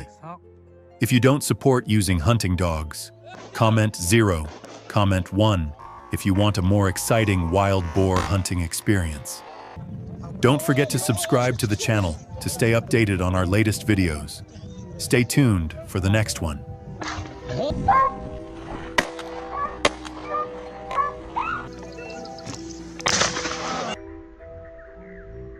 Hello everyone. Every gunshot echoing across the Texas plains is a signal from hunters, challenging the local coyote population, which numbers between 1.5 and 2.5 million.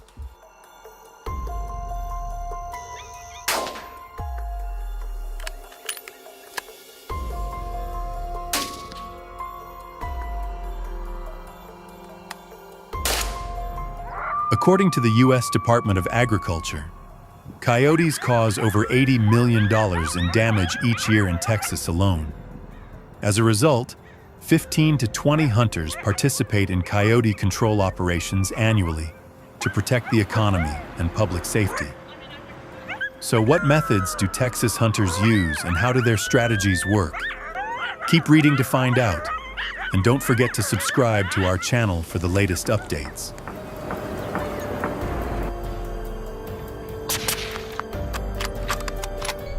Rifle hunting is the most popular method, used by about 70% of Texas hunters, because it offers accuracy and efficiency over long distances in open areas. Coyotes are usually found in grasslands, forests, and desert regions, where wide open landscapes provide clear sight lines, making it easier for hunters to spot and target them from afar.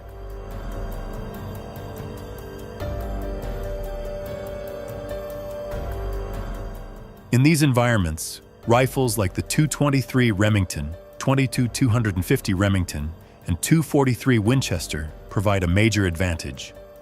Paired with variable magnification scopes such as 3 9x40 or 4 12x40, hunters can get clear sight lines at various distances, even in low light conditions. Curious about the legal requirements for coyote hunting in Texas? If you know, leave a 2 in the comments. If not, leave a 5. To hunt coyotes in Texas, you need a valid hunting license and tag. A resident license costs $25, while a non-resident license is $15. Licenses can be purchased and printed directly from the official Texas Parks and Wildlife Department website, or picked up at sporting goods stores and Walmart.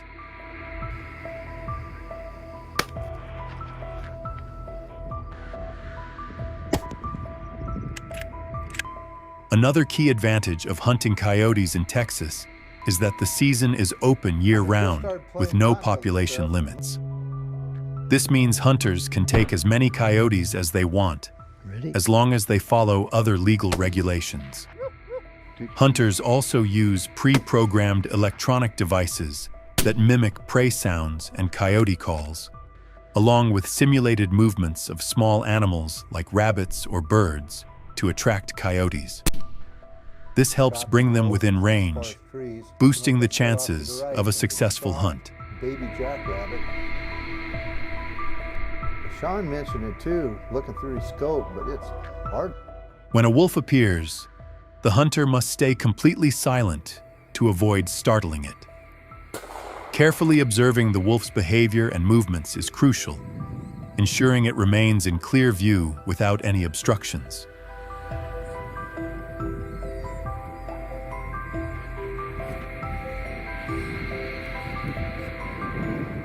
Once the coyote is in sight, the hunter slowly raises the gun to their shoulder and peers through the scope to take aim.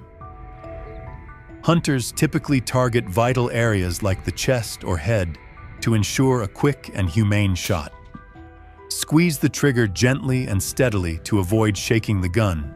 Stay in position to observe the impact, and be ready to fire again if needed.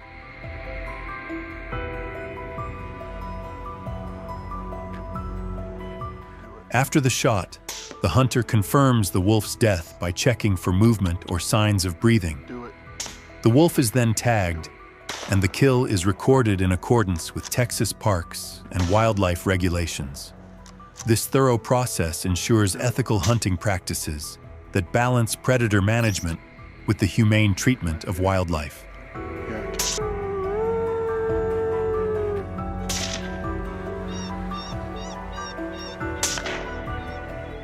To boost efficiency and reduce fatigue, many hunters use hounds.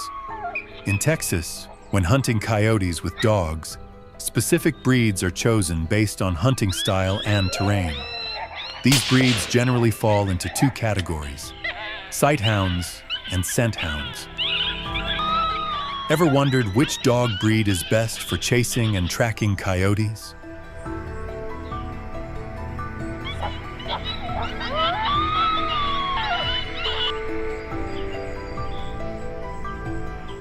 Sighthounds, such as the Saluki and Whippet, are prized for their speed and sharp eyesight, making them perfect for chasing coyotes across open terrain.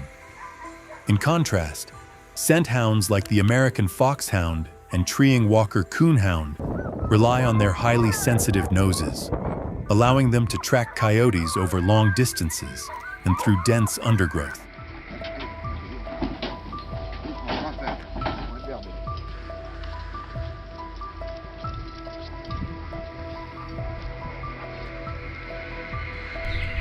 After taking the shot, hunters must approach carefully to check for any signs of life and make sure the coyote no longer poses a threat. What do you think about this method? We'd love to hear your thoughts, so share your opinion in the comments below. Thanks for watching, and don't forget to share this video to bring good luck to your family.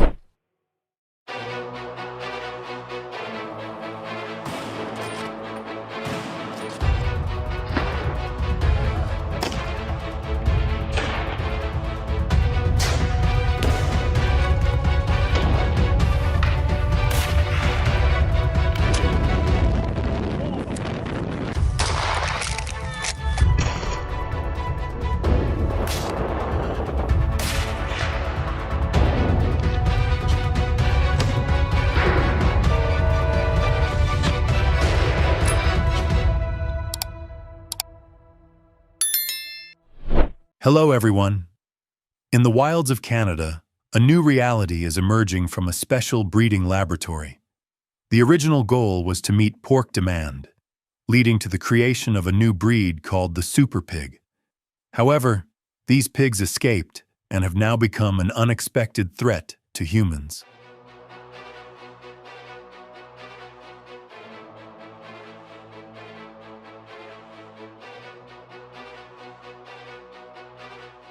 The story began in 2014 at an agricultural research facility in British Columbia, Canada.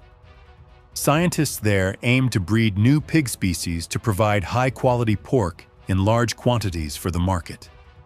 They created the super pig by combining the genes of wild and domesticated pigs, hoping to produce pigs with high reproductive capacity and weights up to 800 pounds. This venture brought significant income to the local community.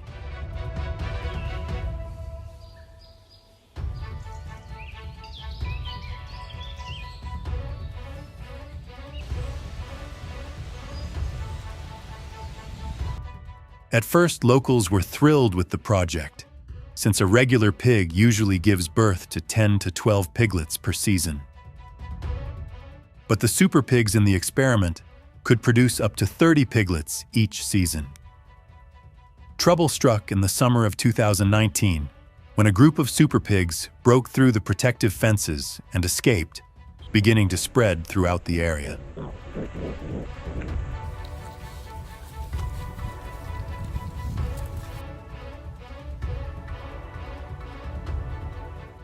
This has caused major concern across Canada, as the super pigs quickly adapted to their environment and reproduced at an alarming rate.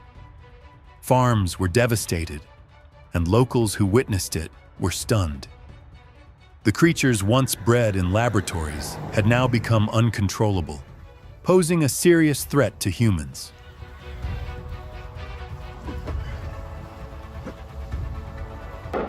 By 2020, nearly 300 attacks were reported annually, and the super pig population had skyrocketed to over 10,000 in just a few years. Locals felt betrayed, as the project they once trusted had now triggered a full-blown crisis. The scientific community and government faced harsh criticism as these unforeseen consequences became a genuine threat to human life.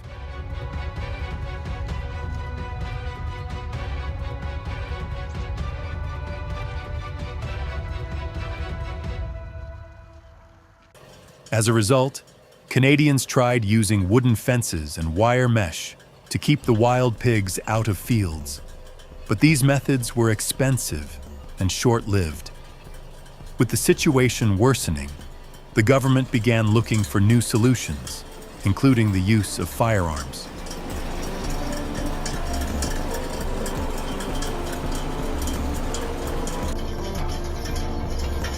Recently, the Canadian government officially approved an organized hunting program to control and reduce the exploding super pig population. Hunters participating in these activities must be at least 18 years old and undergo a health check to ensure they can handle the harsh conditions of deep forest terrain. This not only protects the hunters, but also helps safeguard the community.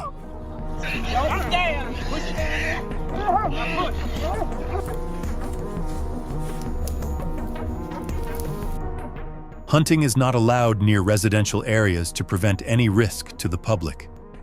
The main hunting season in Canada usually runs from September to November, when pigs are out searching for food to prepare for the harsh winter. During this time, they are less cautious and easier to target.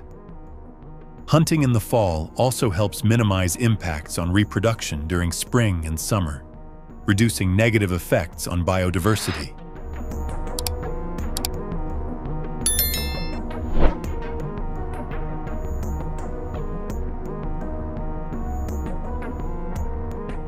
Hunting has become an important part of Canadian culture.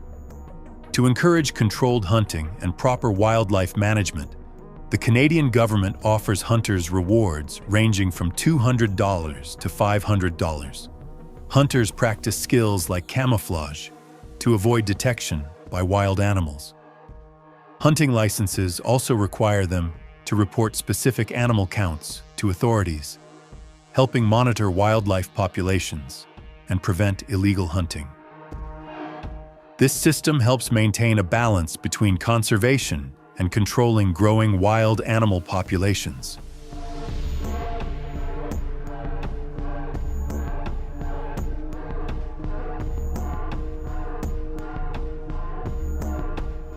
In hunting clubs, the most commonly used weapon is the .22 LR rifle. It's popular for its high accuracy and suitability for long-range shooting competitions. Hunters must complete strict training and evaluation lasting 6 to 12 months before being allowed to use this firearm. However, the .22 LR has some drawbacks, such as lower stopping power compared to other rifles, and it requires a clear line of sight of 20-40 meters for an accurate shot. Despite these limitations, when used properly, the .22 LR can take down prey within 3 to 5 seconds.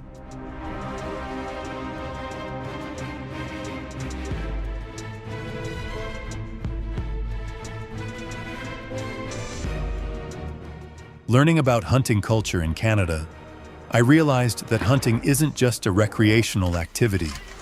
It's a tradition passed down through generations. Canadians never hunt alone. They always go in groups of at least 3 to ensure safety and foster teamwork, which helps them coordinate more effectively during the hunt. They believe this approach is best, as it reduces risks while improving the success of the hunt.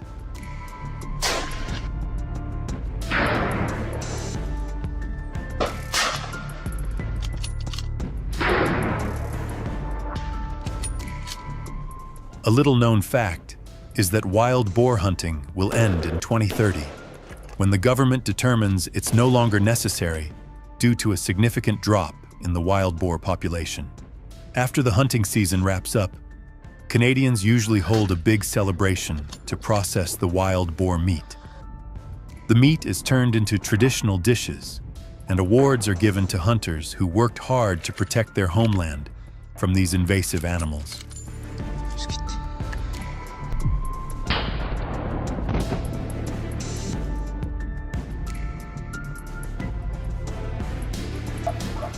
This isn't just a celebration. It's also a way for locals to honor their hunting traditions. The activity has been recognized by conservation and environmental organizations and enjoys strong community support. Locals understand that hunting not only protects crops and natural resources, but also helps maintain balance in the ecosystem.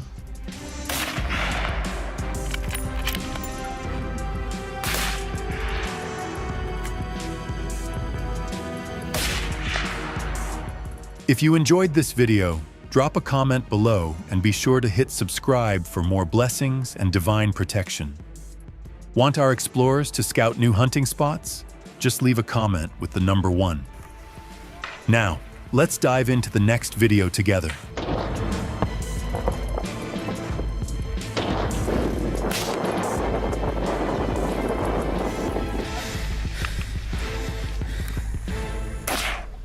Over 1,000 train accidents involving deer are reported each year, and the U.S. railroad crews recover around 5 deer carcasses daily. Locals are urging the government to install wildlife fences to keep roads and tracks safe.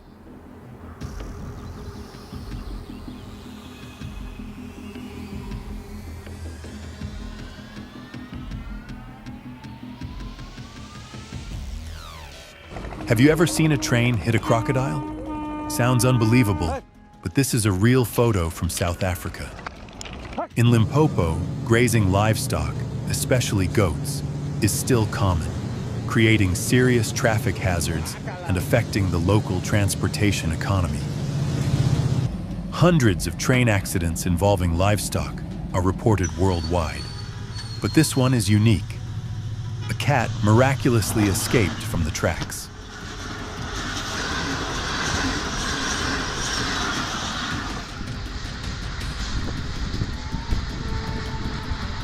Donkeys typically move at just 1.2 to 1.9 mph. Even at these slow speeds, trains can't always avoid accidents because of longer stopping distances and slower reaction times.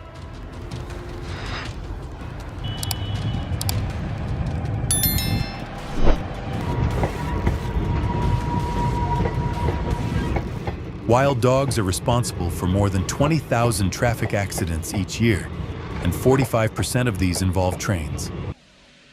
Many are asking, where is the government's oversight on this issue?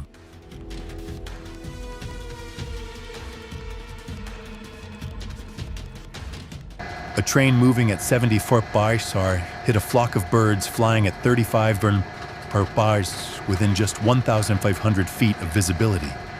The impact instantly brought down 12 birds.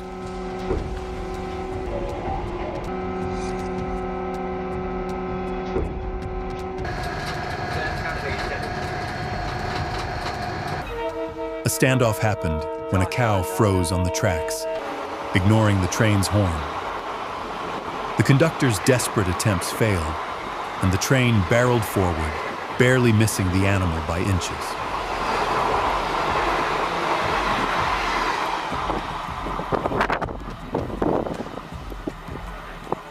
In a tragic accident, a freight train struck a male elephant weighing over $122,000, derailing 2 cars and halting service for several hours.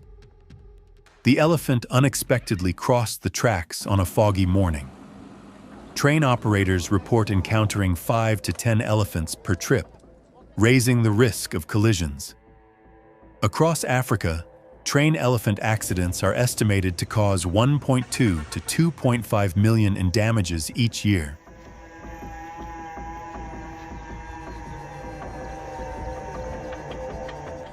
A sudden train crash wiped out a farmer's flock, leaving over 20 ducks trapped on the tracks with no chance to escape. Locals watched as the train couldn't stop in time.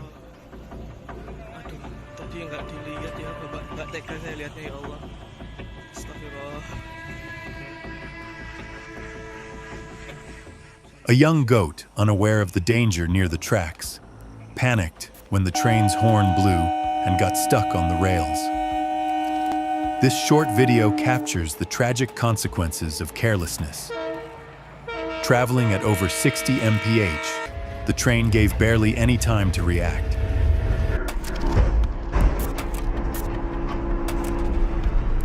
Keep your pets safe. Tragedy can strike in an instant. When you hear the train's horn, it can also give you a sense of how fast it's moving.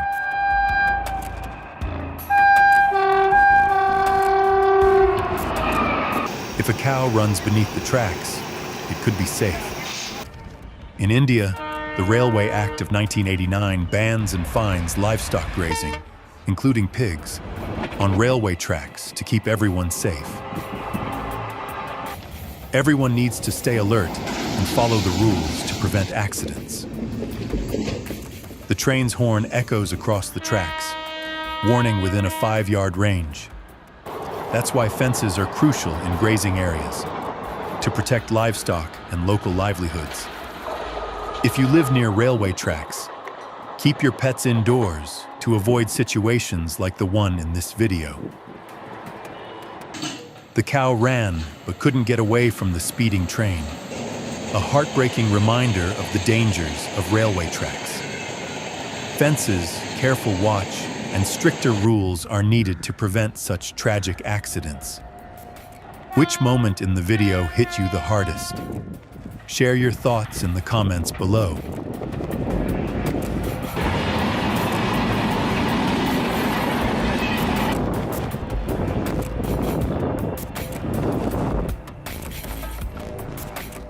Share this video to help raise awareness. Every step counts in preventing the next disaster. Thanks for watching. These methods have proven effective at controlling some invasive species. If you have ideas to improve them, leave a comment so we can discuss. Thanks for sticking with us until the end. If you enjoyed the video, don't forget to like, share, and subscribe. And hey, recommend us to your friends so they can watch too. Goodbye and